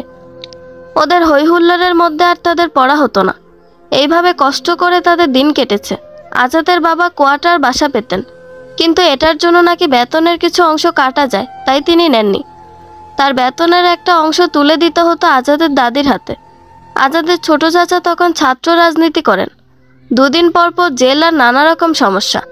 এসব টাকা আজাদের দাদি মোজাম্মেল সাহেবের কাছ থেকে নিতেন। এত অল্প বেতনে কোনো রকমে খেয়ে পড়ে বাচ্চাদের পড়িয়েছেন মনিরা বেগম। তবে একমাত্র আজাদকে উচ্চশিক্ষিত করতে পেরেছিলেন। ছোট ছেলে শাহেদ বিএ ফেল করে আর পড়াশোনাই করেনি।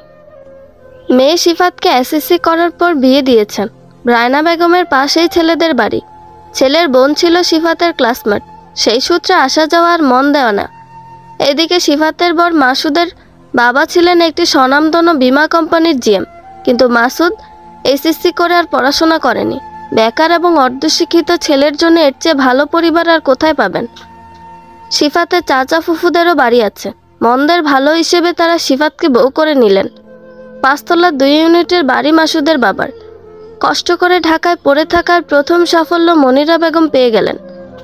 আজাদ পড়াশোনা শেষ করে ব্যাংকে চাকরি পেল। শাহেদ কিছুই করে না, ঘরে বসে বসে মায়ের সাথে কাজে সাহায্য করে।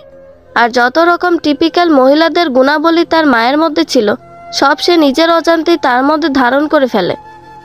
সবসময় নিজেকে এবং নিজেদের চিন্তা ভাবনায় তার কাছে বড় মনে হতো। তার এই স্বভাব তার ছেলেমেয়েরাও পেয়েছে। পরবর্তীতে অনেক কষ্ট করে বাড্ডায় একটা জায়গা কিনে বাড়ি করতে পেরেছিলেন। সেই দাপটে তার আর তার ছেলেদের মাটিতে পা পড়ে না। মানুষ যখন উপরে ওঠে তখন সে অতীত ভুলে যায়। পরের বাসা আশ্রিত থেকে বুদ্ধি ও কষ্টের বিনিময়ে আজ সে সফল। আজ আর তার অহংকারে মাটিতে পা পড়ে না।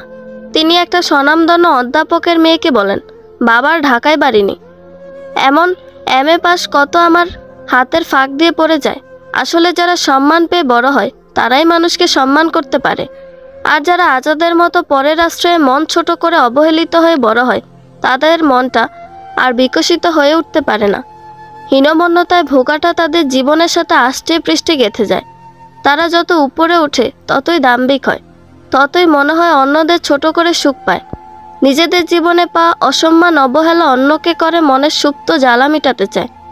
অনেক ব্যতিক্রম আছে, ঠিক এর উল্টো আছে, কিন্তু আজাদের পরিবার ব্যতিক্রম হতে পারেনি। মোনার মতো একটা সুন্দর, স্বাধীন আর মুক্ত চিন্তার পরিবেশে বেড়ে ওঠা একটা মেয়েকে নীরবে নিঃশব্দে অপমানের কাঁটায় খুঁচিয়ে খুঁচিয়ে রক্তাক্ত করেছে দিনের পর দিন।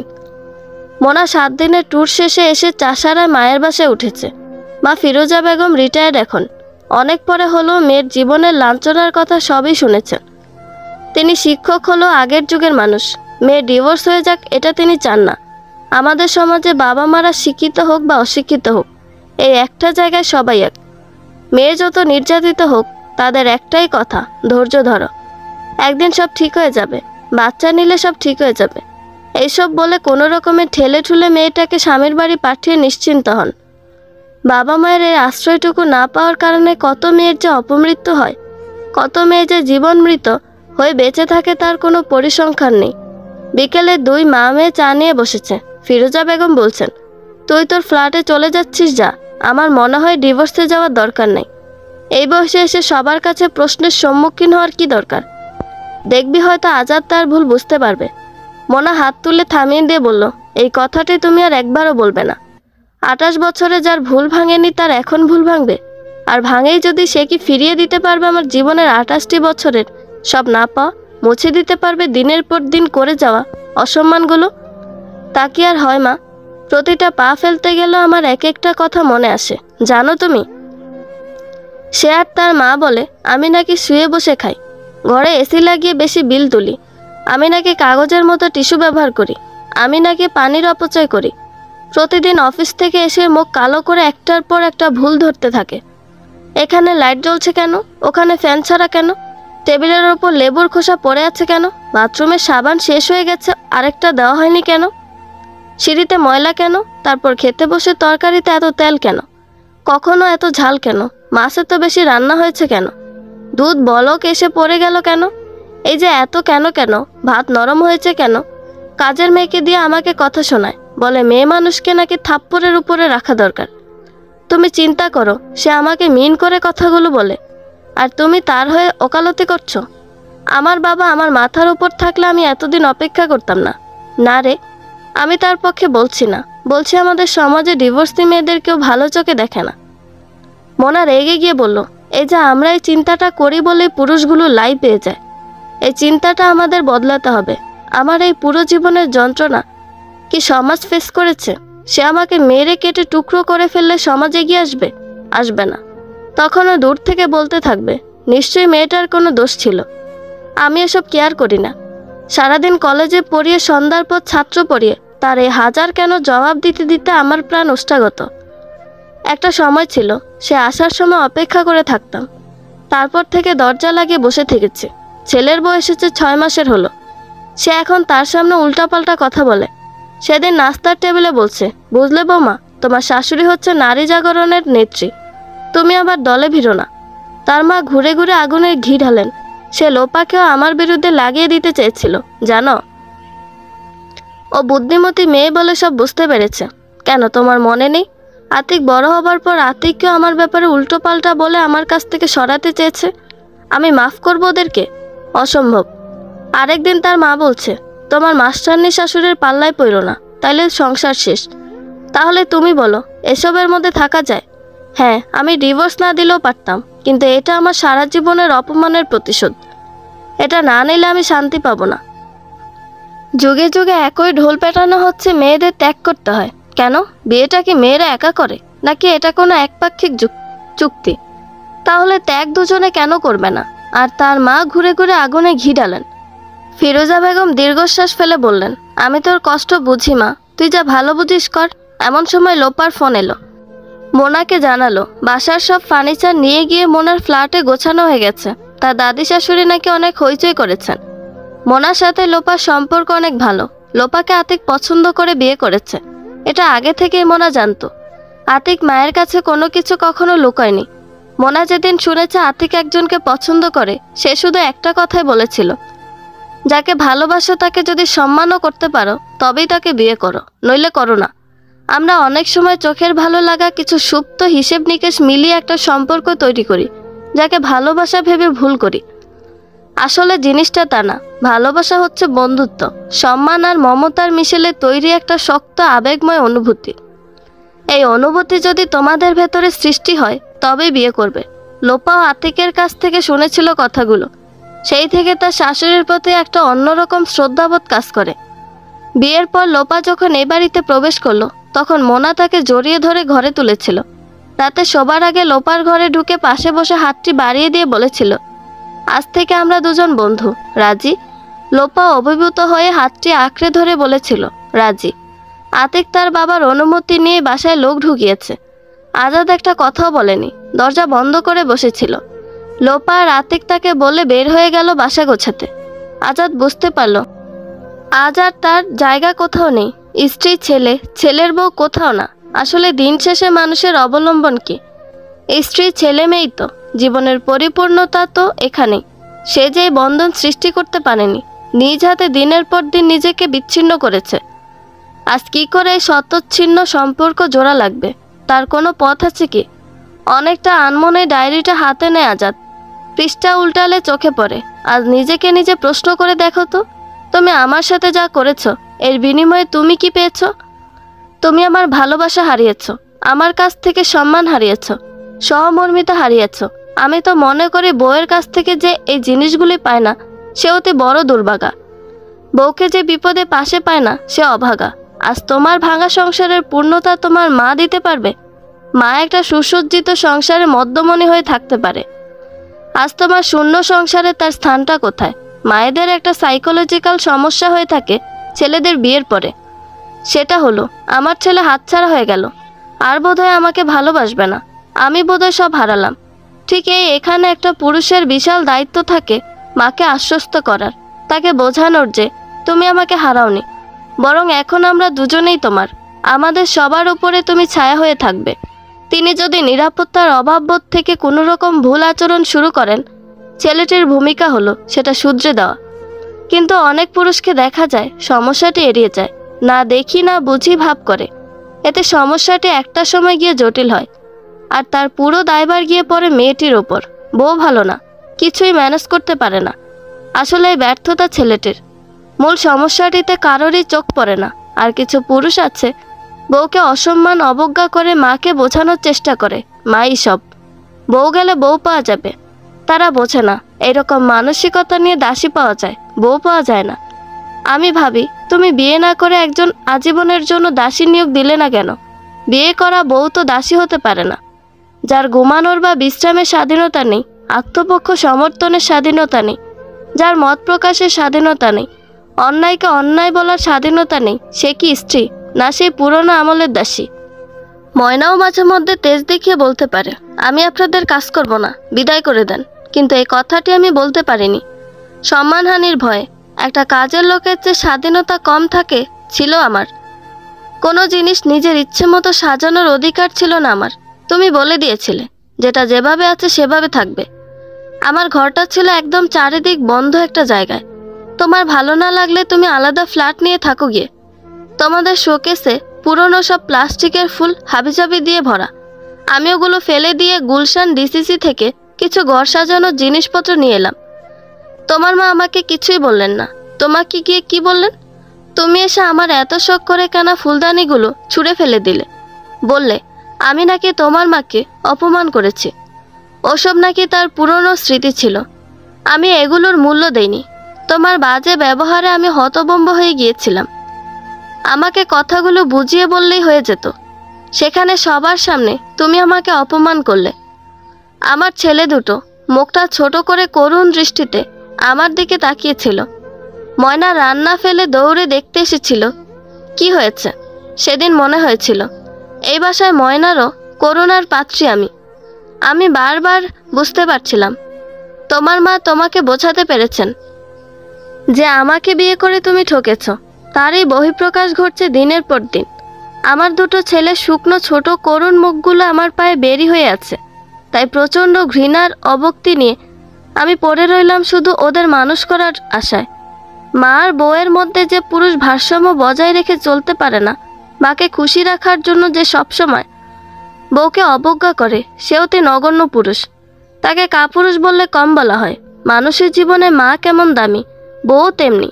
ধর্মত এবং আইনত একটা মেয়ের দায়িত্ব নেওয়া মানে তার শরীর ভোগ করার আর সংসারে খাটানোর অধিকার পাওয়া নয়। এই দায়িত্ব নেওয়ার মানে হলো সুখে দুঃখে, সুদিনে দুর্দিনে সর্বাবস্থায় দুটি আত্মার এক হয়ে যাওয়া। একজনের পাশে আরেকজন দাঁড়িয়ে হাতটি বাড়িয়ে বলা, আমি আছি তো, ভয় কি।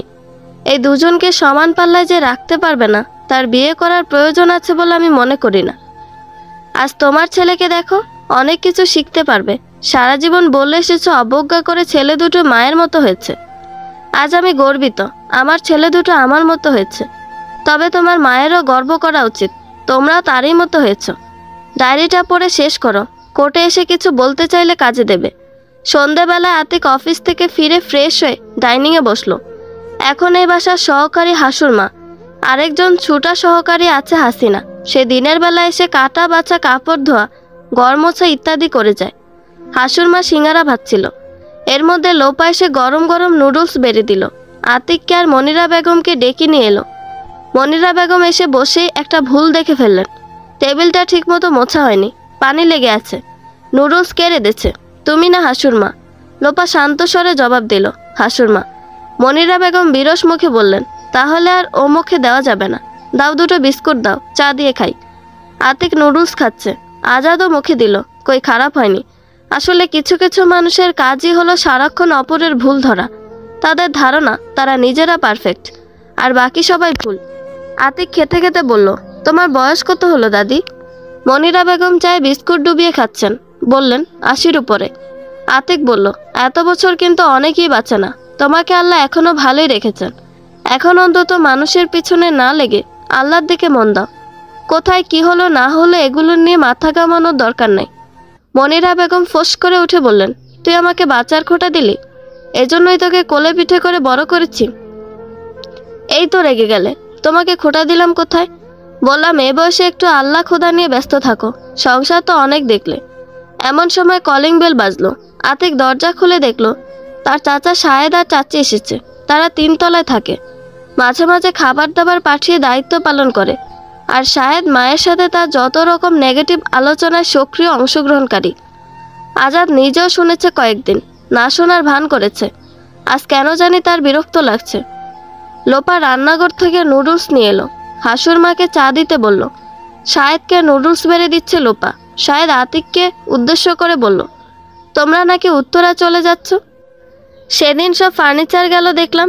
আতিক বলল, হ্যাঁ, কেন, এখানে নিজেদের বাড়িতে সমস্যা কি? আতিক অনেক আগে থেকে একে পছন্দ করে না। তার মাকে নিয়ে নানা রকম কুটকাচাল করাতে দাদির সাথে তার অংশগ্রহণ ছিল, তাই নীরবে তাকে অ্যাভয়েড করত। এখনও মাঝে মাঝে লোপাকে নিয়ে ঘুরিয়ে পেঁচিয়ে টুকটাক শোনায়। আতিক চায়ে চুমুক দিতে দিতে বলল, ওটাও নিজের বাসা। মনিরা বেগম শ্লেষের সাথে বললেন, মা ছেলেরা মিলে সুখের বাসা করেছে বুঝলি, এখানে সুখ নেই। শাহেদ আজাদের দিকে তাকিয়ে বলল, ভাইজানও কি যাচ্ছেন? আজাদ বলল, আমি কি করব সেটা পরের ব্যাপার। আপাতত মাকে তোমাদের সাথে নিয়ে যাবে। এখানে যেহেতু কেউ থাকছে না, মাকে এখানে একা রাখার দরকার নাই। কাল থেকে মা তোমার বাসায় চলে যাবে। ভাইজান আপনাকে একা রেখে মা যাবেন? আজাদ দৃঢ় গলায় বলল, হ্যাঁ যাবে। শাহেদ মনে মনে একটু চিন্তিত। শাহেদের বউ সুমি একটু উসখুস করছে। মনিরা বেগম যেখানে থাকেন সেখানে সবসময় একটা গ্রুপিং তৈরি করে রাখেন। কিছু মানুষ আছে জীবনটাকে সহজ করে দেখতে পারেন না, কারো না কারো পিছনে তার লাগা চাই। এটা তাদের মজ্জাগত সংস্কার। শাহেদ এতদিন মায়ের সাথে তাল মিলিয়ে অনেক সুযোগ সুবিধা নিয়েছে আজাদের বাসা থেকে। রান্না করা তরকারির হাড়িও চলে গেছে অনেক সময় তার বাসায়। দুধ, ডিম, মাছের প্যাকেট কত কি পাচার হয়েছে। শাহেদ খুব ভালো করে জানে মাতা সংসারে গেলে তার বউয়ের পিছনেও লাগবে। এতদিন মোনাকে জব্দ করার জন্য ওদেরকে হাতে রেখেছে। এখন পরিস্থিতি পাল্টে যাবে, দূর থেকে আর ভালো সাজা যাবে না। শাহেদ আমতা আমতা করে বলল, মা সারা জীবন এখানেই থেকেছে, আমার ওখানে তার ভালো নাও লাগতে পারে। তাই বলছিলাম কি, মা এখানেই থাকুক, আমরাই দেখাশোনা করব। আজাদের আর চোখ খুলে গিয়েছে, এখন আর কাউকে চিনতে বাকি নেই। কঠিন গলায় বলল, না, মাকে কালই তোর বাসায় নিয়ে যাবে। আমার এ বাসা আমি ভাড়া দিয়ে দেব। আতিক, তোমার লোকদের ফোন দাও, কাল সকালে এসে মায়ের ঘরের সব আসবাবপত্র উপরে তুলে দিয়ে যাবে। শাহেদ আর কথা বাড়ানোর সাহস পেল না। মনে মনে ভাবল, কি অভিনব কায়দায় প্রতিশোধ নিয়ে নিচ্ছে মোনা। আজাদ নিজের ঘরে চলে যাচ্ছিল, পিছন থেকে হঠাৎ মনিরা বেগম বলে উঠলেন, তোর বউ হুট করে বাপের বাড়ি চলে গেল, আর অমনি তুই তার সাথে তাল মেলাচ্ছিস। শোন, আমাদের গ্রামের একটা কথা প্রচলিত আছে, পুরুষ রাগলে হয় বাদশা, আর মেয়ে মানুষ রাগলে হয় বেশ্যা। আতিক লোপাকে নিয়ে আজই মায়ের বাসে উঠবে, তাই একটা ভালো পরিবেশ তৈরি করে বিদায় নিতে চেয়েছিল, সেটা আর হলো না। কথাটি শুনে তার মাথা আগুন ধরে গেল। সে উঠে দাঁড়িয়ে বলল, তোমাকে যে সম্মান দিয়ে এসেছে এতদিন, আসলে তুমি তার যোগ্য নও। তুমি একটা নোংরা মনের মানুষ। আমার মা কি করে যে তোমাকে সহ্য করেছেন আমার ভাবতে অবাক লাগে। চলো লোপা। এখানে আর এক মুহূর্ত নয়। শায়দ উঠে কিছু একটা বলার চেষ্টা করছিল। আতিক থামিয়ে দিয়ে বলল, ছোটবেলায় তোমার ঘাড়ে পিঠে চড়ে বড় হয়েছে, তোমাদের আদর ভোলার নয়, কিন্তু একটা ইনফিরিয়র কমপ্লেক্স থেকে তোমরা আমার মায়ের পিছনে লেগে থাকতে সবসময়। আমার মা সবসময় আমাদের বলতেন, তাদের সমস্যা আমার সাথে, তোমাদের দুই ভাইকে তারা ভালোবাসেন, তাদের সাথে কখনো খারাপ ব্যবহার করবে না। তোমরা যদি মানুষ হও তাহলেই আমার সব জবাব দেওয়া হয়ে যাবে। এই হলো আমার মা, বুঝলে? তার আর তোমাদের মধ্যে তফাৎটুকু নিজেরাই চিন্তা করে বের করে নিও। সবাই চুপ। আজাদ কিছু একটা বলার জন্য ফিরে দাঁড়িয়েছিল, এর মধ্যে একটা ফোন এলো। ফোনটা রিসিভ করে সে তার ঘরের ভিতর ঢুকে পড়ল। আতিক আর লোপা বের হওয়ার আগে আজাদকে বলতে গেল। আজাদ ফোন রেখে চুপ করে বসে আছে। আতিকের আজ খুব খারাপ লাগছে। এই বাবাকে বোঝার বয়স হবার পর থেকে আপন ভাবতে পারেনি, সবসময় এড়িয়ে চলেছে।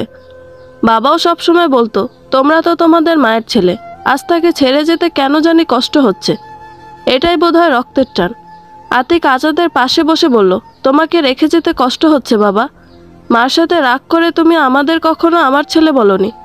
আমার একটা প্রতিজ্ঞা ছিল, আমার মাকে একদিন আমি তোমার অবহেলা অসম্মান থেকে দূরে সরিয়ে নেব। আজ সেই দিন এসেছে, যাই বাবা বলে আতিক কেঁদে ফেলল। আজাদ ছেলের পিঠে হাত রেখে বলল, তুমি যা করছো ঠিকই করছো, মন খারাপ করো না, আমার এটাই পাওনা ছিল। আতিক চোখ মুছে বলল, তারিক দূরে গিয়ে বেঁচে গেছে বাবা, এই কঠিন কাজটি তাকে করতে হয়নি। আজাদও চোখ মুছল। কঠিন পাষাণ ভেদ করে যেন এক বিন্দু জলের ছোঁয়া। ছেলের হাত ধরে বলল, তুমি কি জানো তোমার মা আমাকে ডিভোর্স দিচ্ছে? জানি, এইমাত্র মোনার উকিল ফোন দিয়েছিল, আগামী মাসের 30 তারিখে আমাকে কোর্টে থাকতে বলেছে। আতিক আজাদের মুখের দিকে তাকিয়ে যেন অন্য কাউকে দেখল। এ যেন তাদের সে চিরচেনা বাবা নয়, যে কিনা কিছু হলে আঙ্গুল উঁচিয়ে তার মাকে বলতো, তোমার এখানে না পোষালে তোমার ছেলেদের নিয়ে চলে যাও। মনটা ভেতরে ভেতরে গুমড়ে কাচ্ছে যেন। পরক্ষণে মনে হলো, আজ যদি তার মা আগের মতোই মুখ বন্ধ করে সব মেনে নিত, তাহলে এ আজাদ আগের আজাদই থাকতো। আর যদি মোনা এত বড় একটা প্রতিবাদী সিদ্ধান্ত না নিত, এ আজাদের মানসিকতা এতটুকু বদলাতো না। তার চেয়ে ভালো, যার যা পাওনা তাই পাওয়া উচিত। আতিক শান্ত গলায় বলল, এটা মা আর তোমার ব্যাপার, আমার এখানে বলার কিছু নেই। আজাদ দীর্ঘশ্বাস ফেলে বলল, বুঝেছি, অবশ্য তোমাদেরও কোনো দোষ নেই, যাচ্ছ যাও, ভালো থেকো। নিচে নেমে গাড়িতে বসে আতিকের চোখ দিয়ে ঝরঝর করে পানি পড়ছে, আর মনে মনে ভাবছে আজ প্রতিষ্ঠিত অবস্থায়ও সে কীরকম দোটানায় পড়ে গেছে। একদিকে মা, আরেকদিকে বাবা।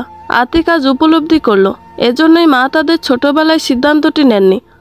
কচিমন, এই বিচ্ছেদের কষ্ট হয়তো সহজে মেনে নিতে পারত না, হয়তো বিভ্রান্ত হয়ে যেত মন। এজন্যই মা সারাক্ষণ বলতেন, খুব ভালো মতো পড়াশোনা করবে, বাবা কি করলো না করলো এ নিয়ে মন ছোট করবে না, সবসময় মনে রাখবে তোমাদের মা সাথে আছে। এই কথাগুলি কি যে অনুপ্রেরণা দিত দুই ভাইকে। মা অসংখ্য কষ্ট সহ্য করে গেছে, তবু তাদেরকে অপরিণত বয়সে এত বড় মানসিক চাপ দিতে চায়নি। যার মুখোমুখি আজ সে হয়েছে। মা উকিল নোটিশ পাঠিয়েছে, পরিস্থিতি যেদিকে যায় যাক, মায়ের শান্তির জীবন সব কিছুর ঊর্ধ্বে। আতিক আর লোপা চলে যাওয়ার পর আজাদ মোনার মায়ের বাসায় ল্যান্ডলাইনে ফোন দিল। ফিরোজা বেগম ধরলেন। আজাদ সালাম দিয়ে জিজ্ঞেস করলো, কেমন আছেন আম্মা? ফিরোজা বেগম একদম প্রস্তুত ছিলেন না, একটু থমকে গেলেন। সামলে নিয়ে বললেন, ভালো আছি, তাই এত রাতে কি মনে করে? মোনার সাথে একটু কথা বলতে চাচ্ছি আম্মা, ও বোধহয় শুয়ে পড়েছে। আমি দেখছি। কতক্ষণ পর ফোন ধরে বললেন, ও তোমার সাথে কথা বলবে না। আম্মা একটা কথা বলি, মোনা যে উকিল নোটিশ পাঠিয়েছে, আপনার কি কিছুই বলার নেই? ফিরোজা বেগম শান্ত অথচ দৃঢ় কণ্ঠে বললেন, আমার কি কখনো কিছু বলার ছিল বাবা? তুমি যে আমার মেয়েকে দিনের পর দিন মানসিকভাবে নির্যাতন করে গেছো, আমি সব জেনেও কি কিছু বলতে পেরেছি? একদিন তোমার মায়ের সাথে কথা বলতে গেলাম, উনি আমাকে বললেন আমি নাকি বেয়াদব মেয়ে পেটে ধরেছি, শিক্ষা দীক্ষা কিছু দেইনি। তোমাকে একটা প্রশ্ন করি, আমার মেয়ে কখনো কি তোমার মায়ের সঙ্গে ঝগড়াঝাটি করেছে? না। তাহলে আমার মেয়ে বেয়াদব হলো কি করে? জবাব নেই, তাই তো? সেসব হজম করে শুধু তোমার মুখের দিকে চেয়েছিল, একটু পাশে পাওয়ার আশায়, একটু ভালোবাসার আশায়। তুমি কি তা দিতে পেরেছ? আজাদ চুপ করে রইল। ফিরোজা বেগম বলতে থাকলেন, শাশুড়ি হিসেবে বিন্দুমাত্র সম্মান আমাকে দাওনি তুমি। হাজার হাজার ছেলে মেয়ে আমার হাতে মানুষ হয়েছে, আর তুমি আমাকে বলছো আমি নাকি আমার মেয়েকে শুধু ডিগ্রি দিয়েছি, শিক্ষা দিতে পারিনি। এখন আমার শিক্ষাহীন মেয়ে কী করবে না করবে সেটা তার ব্যাপার। ও ঘুম থেকে উঠলে কালকে তার সাথে কথা বলে নিও। এখন রাখছি। আজাদ ভালোভাবে বুঝতে পারলো মোনা জেগে আছে। মনিরা বেগম রাতে খাওয়ার জন্য ডাকলেন। আজাদ খাবে না বলার পরও এসে পিড়াপিড়ি করতে লাগলেন। মনিরা বেগম জানেন মোনা আলাদা হয়ে যাচ্ছে, ডিভোর্সের কথাটা উনি এখনও জানেন না। আজাদ শুয়েছিল, উঠে বসে বলল, তখন যে কথাটি বললে, পুরুষ রাগলে হয় বাদশা আর মেয়ে মানুষ রাগলে হয় বেশ্যা, ওই মুহূর্তে মোনার উকিল ফোন দিয়েছিল, তাই তোমাকে জিজ্ঞেস করতে পারিনি। তোমাদের গ্রামের প্রচলিত কথা, এই কথাটি বলতে তোমার লজ্জা করলো না? তুমি একটা মেয়ে হয়ে আরেকটা মেয়েকে কিভাবে এ ধরনের কথা বললে? তোমার এসব অন্যায় কথাকে প্রশ্রয় দিতে গিয়ে আজ আমি বউ বাচ্চা সব হারাচ্ছি। কি লাভ হয়েছে মা তোমার এসব পলিটিক্স করে? কি পেয়েছ? তোমার জন্য, এই তোমার জন্য আমাদের ডিভোর্স হয়ে যাচ্ছে। এবার খুশি তো? এটাই তো চেয়েছিলে, তাই না? এবার তোমার ছেলে তোমারই থাকছে, আর কারোর সাথে টানাটানি করতে হবে না, মিথ্যে বদনাম বানিয়ে বানিয়ে বলতে হবে না। যাও, এবার নিশ্চিন্তে ঘুমাও গিয়ে। মনিরা বেগম কিছুক্ষণ হাঁ করে ছেলের মুখের দিকে তাকিয়ে থাকলেন, তারপর মাথা নিচু করে হেঁটে চলে গেলেন নিজের ঘরে। কথাগুলি বলে আজাদ মনের খুব ঝাড়ল ঠিকই, কিন্তু নিজের কাছে সে কোনো কৈফিয়ত দিতে পারল না। কেন সে শুধুই একতরফা বিচার করেছে? কোনোদিন মোনার কোনো কথা কি সে শুনতে চেয়েছে? শুনতে চায়নি। মোনাকে বোঝার চেষ্টা কি কখনো করেছে? করেনি। তাহলে আজ সে কোন মুখে মোনার সামনে গিয়ে দাঁড়াবে? সেদিন সারা রাত আজাদের ঘুম হলো না। মোনাকে কয়েকবার ফোন দিয়েছিল, সুইচ অফ দেখাচ্ছে। কাল মোনার ছুটি শেষ, হয়তো কালই ঢাকায় চলে আসবে, পরশু কলেজে জয়েন করবে। হাজার হাজার বার ভেবে দেখেছে আজাদ মোনার সাথে দেখা করবে কিনা, কিন্তু বারবার মনে হচ্ছে যদি মোনা ফিরিয়ে দেয়, কলেজ থেকে ফিরিয়ে দিলে সবাই ব্যাপারটা জানবে। ফ্ল্যাটে গেলেও গেটে পারমিশন নাও দিতে পারে। আজীবনের দাম্ভিকতা তাকে বারবার বাধা দিচ্ছে। যদি মোনা তাকে সবার সামনে অপমান করে ফিরিয়ে দেয়, তার চেয়ে কলেজে জয়েন করার পর ফোন দিবে। সকালবেলা একটু চোখ লেগে এসেছিল, ফোনের শব্দে ঘুম ভেঙে গেল। দরমর করে উঠে দেখলো 9টা বাজে। ফোন বাজতে বাজতে কেটে গেল। অপরিচিত নাম্বার, কে হতে পারে ভাবতে ভাবতে আবার রিং হলো। আজাদ রিসিভ করলো। আতিক তার অফিসের নাম্বার থেকে ফোন দিয়েছে, বলল 3 জন লেবার পাঠিয়ে দিচ্ছে, বাসায় এসে তার দাদি জিনিসপত্র উপরে তুলে দিয়ে যাবে। আজাদ বলল 12টার দিকে পাঠাও। আজাদ বাইরে এসে দেখলো তার মায়ের দরজা বন্ধ। হাসুর মা এসে বলল, নাস্তা দিব ভাইজান? দাও। মা খেয়েছে? না। খালাম্মা সকালে 1 কাপ লাল চা নিচ্ছে। আচ্ছা, আমাকে নাস্তা দাও। কফি বানাতে পারো? হাসুর মা মহা উৎসাহের সাথে বলল, পারি ভাইজান, মামির কাছে শিখছি। কিভাবে বানায় কয়দিন দেখছি, তারপর একদিন মামি আমারে বানাইতে দিছিল। ঠিক আছে, এখন বানাও দেখি কেমন পারো।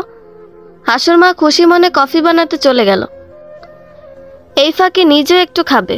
আসলে আগের দিনের মানুষগুলো কিপটেই হয়, মনে মনে বলছে হাসুর মা। লোপা মামি 2 দিন নিজে খাওয়ার সময় কফি খাইতে দিছে, তাই দেখা খালাম্মা কত কথা শুনাইল।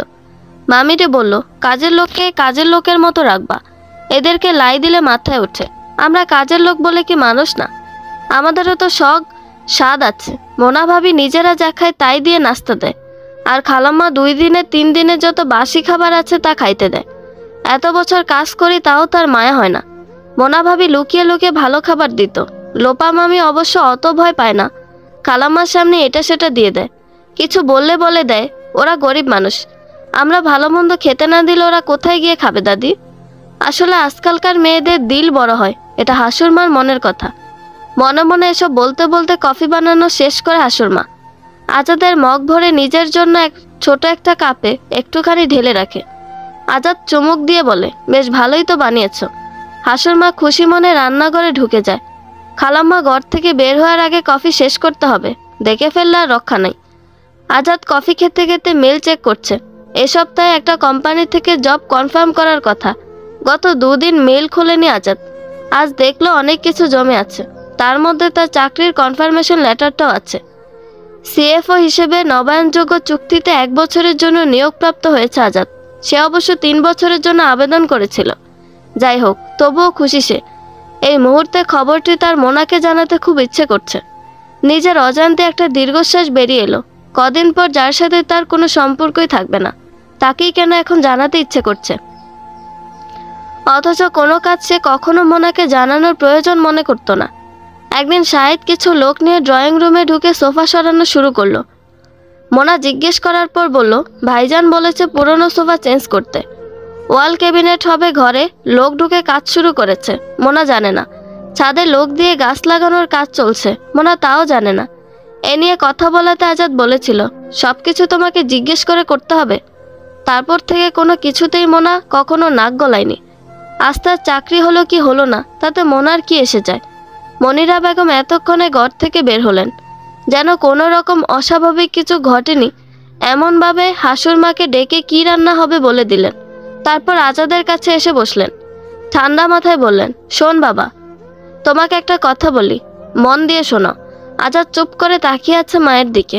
তার মা বলছেন, আমরা সারা জীবন শুনে এসেছি মেয়ে মানুষ লাল শাড়ি পরে স্বামীর বাড়ি ঢোকে আর বের হয় সাদা কাফন পরে। 2 কলম পড়াশোনা করে এখনকার মেয়েরা ধরাকে সরা জ্ঞান করে স্বামীকে তালাক দিবে, এ কোন ধারার মেয়ে মানুষ? তার জন্য তুই একেবারে হাল ছেড়ে দিয়েছিস। ডিভোর্স দিলে দিক, তোর কিসের অভাব? দরকার হয় তুই আরেকটা বিয়ে করবি। পুরুষ মানুষের আবার বয়স কি? কথা আছে না, এক মুরগির জান থাকতে পুরুষ মানুষ বিয়ে করতে পারে। তুইও দেখিয়ে দিবি, হার মানবি না। আজাদের এই মুহূর্তে কোনো তর্কে যেতে ইচ্ছে করছে না, মাথাও গরম করার ইচ্ছে নেই। চুপ করে মেল ঘাটাঘাটি করছে। আসলে কিছু মানুষ আছে, এদের জীবনে যত বিপর্যয় আসুক এরা বদলায় না। এদের বিবেকবোধ কখনোই জাগ্রত হয় না। এটা আসলে শিক্ষা অশিক্ষার ব্যাপার না। উনি কম শিক্ষিত তাই এরকম চিন্তাধারা তা নয়। আগেকার আমলে বেশিরভাগ মেয়েদের খুব অল্প বয়সে বিয়ে হয়ে যেত, পড়াশোনা শেষ করতে পারত না। কম শিক্ষিত মহিলাই ছিলেন বেশি, অথবা কোনো রকম নামটি লিখতে জানেন। এরকম অনেক মহিলা ছিলেন যাদের জ্ঞান বুদ্ধি, মানবিকতা, মানসিকতা ছিল অসাধারণ। চিন্তা চেতনায়, প্রজ্ঞায় তারা কোনো দিক দিয়ে কম ছিলেন না। এই জিনিসগুলি রক্তের ভেতরে প্রবাহিত হয় বংশ পরম্পরায়। আবার অনেক শিক্ষিত মহিলাও আছেন যারা মনিরা বেগমের মতো সংকীর্ণ মনা। তাদের ধমনীতে এই জিন প্রবহমান। তারা কখনোই বদলায় না। তারা কখনোই সংকীর্ণতার ঊর্ধ্বে উঠে নিজের ভুলটা স্বীকার করতে পারে না। তাই আজাদের মা বলেই যাচ্ছেন, ছেলেগুলো হয়েছে নেমখারাম, একবারও তোর কথা ভাবলো না। না ভাবুক, তোরও তাদের নিয়ে ভাবার দরকার নাই। তুইও নতুন করে তোর জীবনের চিন্তা কর। আজাদ তার কথার কোনো জবাব না দিয়ে শাহেদকে ফোন দিয়ে বলল, একটু পর লেবার আসবে 2 জন। মার জিনিসপত্র কোন ঘরে থাকবে ঠিক করেছিস? ওদিক থেকে বোধহয় না সূচক জবাব এলো। আজাদ বলল, কেন? কাল রাতেই তো সব বলে দিলাম। এখনো হয়নি কেন? 1 ঘন্টার মধ্যে লোক চলে আসবে। তারপর ফোন রেখে দিয়ে বলল, তোমার বয়স হয়েছে, 2 দিন পর আমি অফিসে চলে যাব। তোমার একা বাসায় থাকা ঠিক হবে না। তুমি শাহেদের কাছে চলে যাও। হাসুরমা যদি মোনার কাছে যেতে চায় যাক।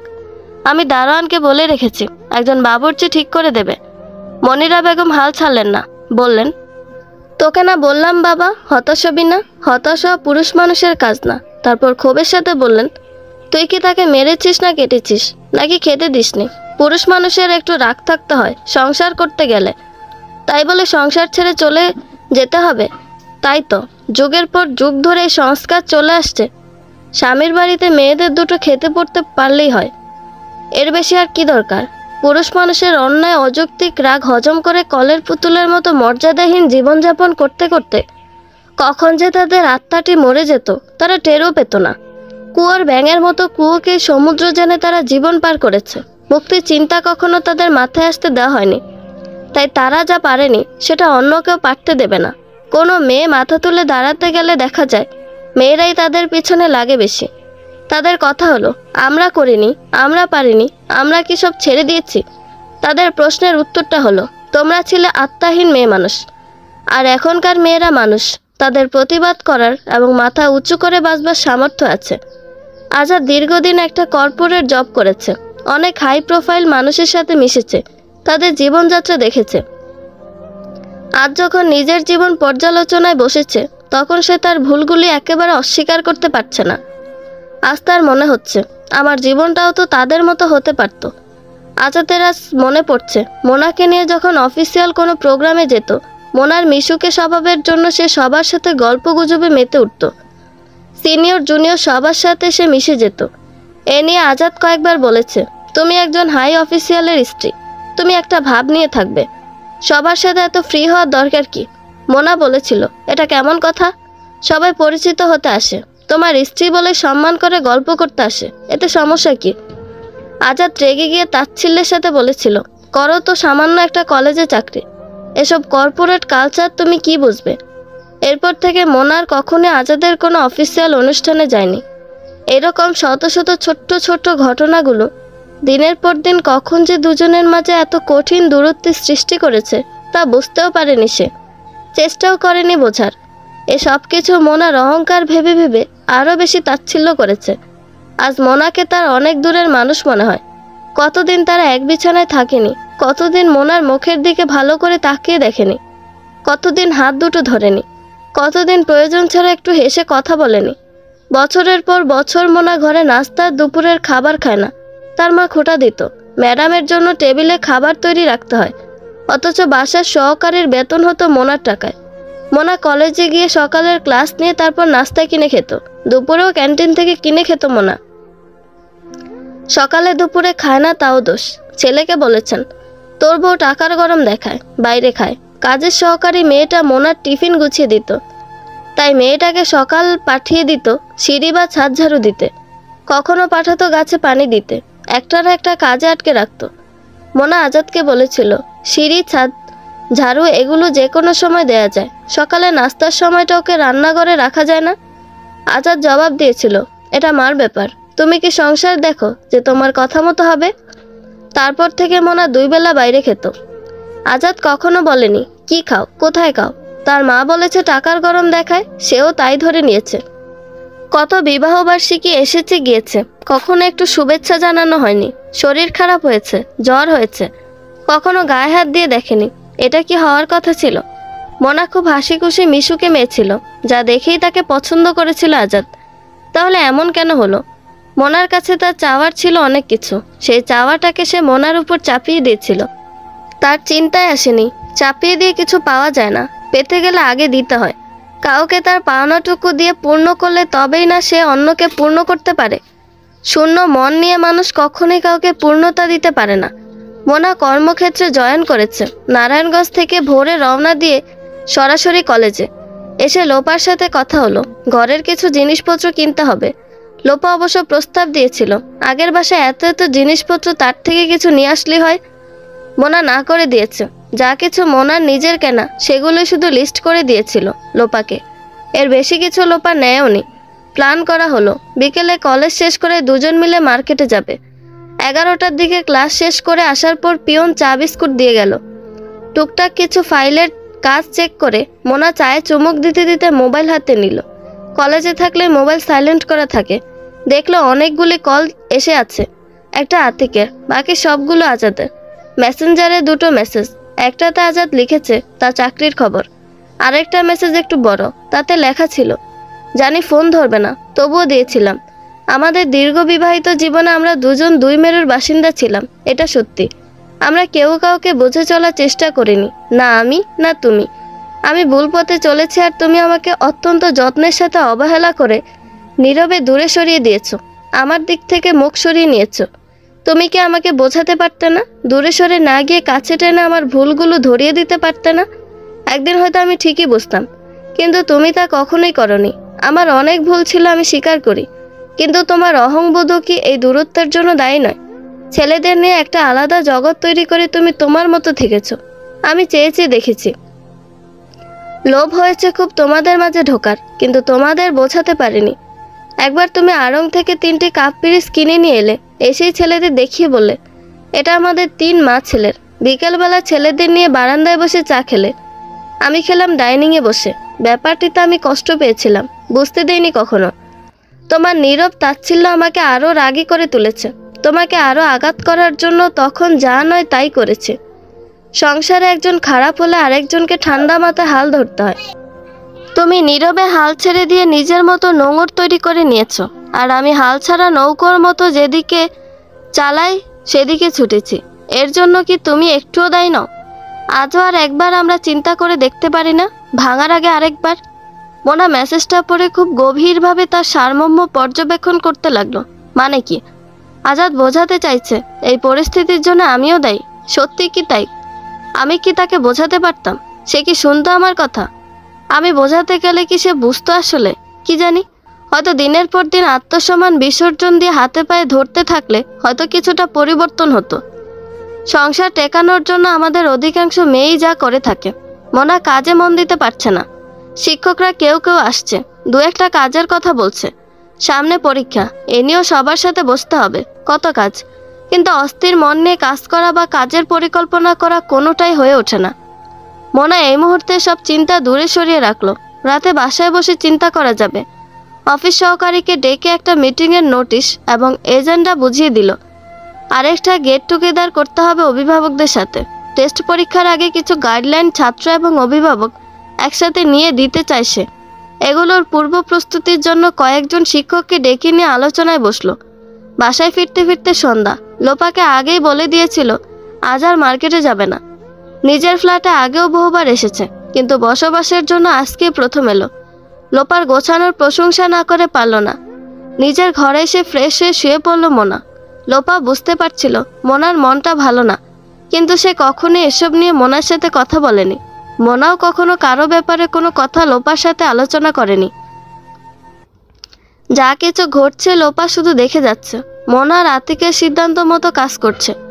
এই মোনা কখনোই বসে বসে আলোচনা করেনি তোমার শ্বশুর এই করেছে ওই করেছে, তার মায়ের এই দোষ ছিল, একদম না। তার ব্যক্তিগত জীবন নিয়ে ছেলে বউর সাথে হাপিত্তেশ করা তার কাছে রুচিকর মনে হয়নি।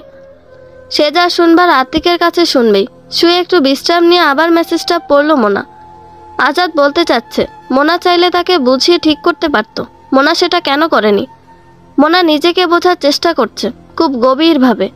নিজেকে নিজে কিছু প্রশ্ন করে নিজের ভিতর থেকে উত্তর পেতে চাচ্ছে মোনা। যেমন, আমি কি আজাদকে ভালোবাসি এখনো? চোখ বন্ধ করে নিজের মনের ভিতরে ডুব দিল মোনা।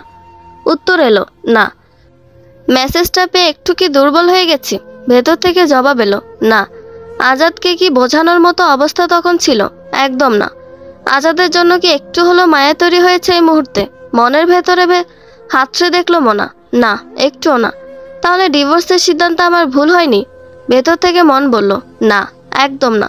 এবার উঠে বসলো মোনা, আজাদের মেসেজের জবাব দিতে বসলো। তোমাকে যা বলার ছিল সব আমি ডায়েরিতে লিখে রেখে এসেছিলাম। পুরোটা পড়নি বোধহয়। পড়লে তোমার আজকের প্রশ্নের জবাব পেয়ে যেতে। যাই হোক, তবুও লিখছি। তুমি বলেছ আমি কেন তোমাকে বোঝাইনি, আমি কেন তোমাকে তোমার ভুলগুলো ধরিয়ে দেনি, তোমাকে দূরে ঠেলে দিয়েছি।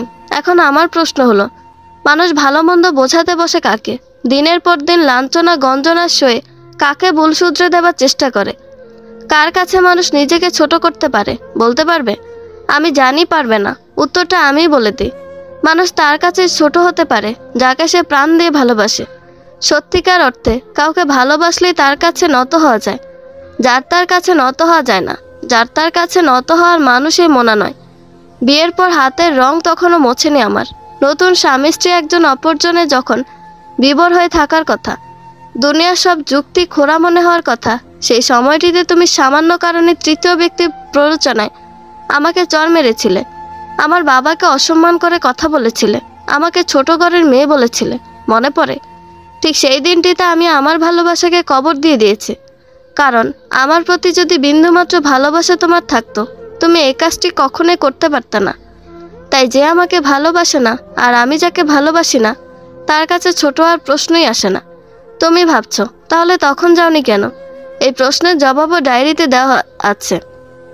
সমাজ সংস্কার আর নিরাপত্তার ভয়ে ভেবেছিলাম আর 10টা মেয়ের মতো নাক মুখ বন্ধ করে দিন কাটিয়ে দেব। কিন্তু দিনের পর দিন তোমার আচরণ আমাকে সাহসী করে তুলেছে। আমি একটু একটু করে মানসিকভাবে প্রস্তুত হয়েছি। আজ আমার আবার ভেবে দেখার তো কিছু নেই। যা ভাবার ভেবে নিয়ে আমি বের হয়েছি। আর তোমার মায়ের প্রতি আমার কোনো অভিযোগ নেই।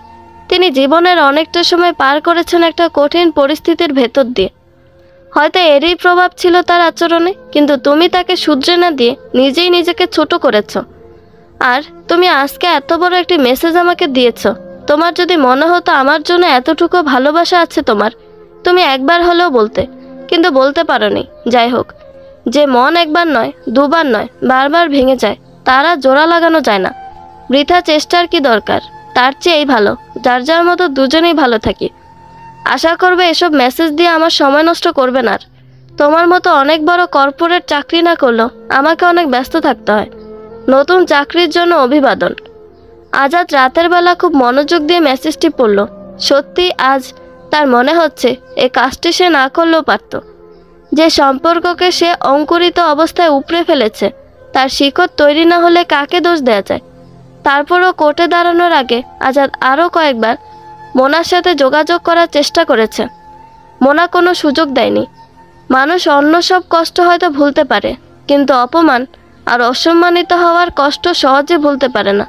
তাই নির্ধারিত তারিখে কোর্টে মোনার সাথে দেখা হয়েছিল আজাদের। আজাদ তার ভুল স্বীকার করে অনেক কথাই বলতে চেয়েছিল। মোনা শোনার চেষ্টা করেনি। মোনাকে যখন ডাকা হলো, তখন সে ধীরে সুস্থে উঠে আদালতকে বলেছিল, আমি আজ কারো কোনো দোষ ত্রুটি পর্যালোচনায় যাচ্ছি না। আমার কথাও খুবই সামান্য। আজ থেকে 28 বছর আগে কয়েকটা কাগজে স্বাক্ষর করে আমাদের মধ্যে একটা কাগজে সম্পর্ক তৈরি হয়েছিল। কাগজের সম্পর্কের সাথে সাথে যে মনের বন্ধন হয়, সেটা আমাদের মধ্যে হয়নি। হয়তো বিধাতা চাননি। আর কাগজের সম্পর্কগুলো তো কাগজের মধ্যে হালকা হয়, তাই না? বারবার ছিঁড়ে খুঁড়ে যায়, বারবার জোড়া দিতে হয়। একটা সময় এসে এই জোড়া দেওয়ার জায়গাটাও আর থাকে না। তাই আজ আমি সেই কাগজে আবার স্বাক্ষর দিয়ে সম্মানহীন সম্পর্কের রীতি টানতে চাচ্ছি। এর বেশি আমার আর কিছু বলার নেই। বন্ধুরা, গল্পটি ভালো লেগে থাকলে একটা লাইক করে দিবেন, এবং গল্প সম্পর্কে কোনো মতামত জানানোর থাকলে কমেন্ট করতে পারেন। নতুন নতুন আর গল্প শোনার জন্য আমাদের চ্যানেলটি সাবস্ক্রাইব করে আমাদের পাশেই থাকবেন। ধন্যবাদ সবাইকে। ভালো থাকবেন।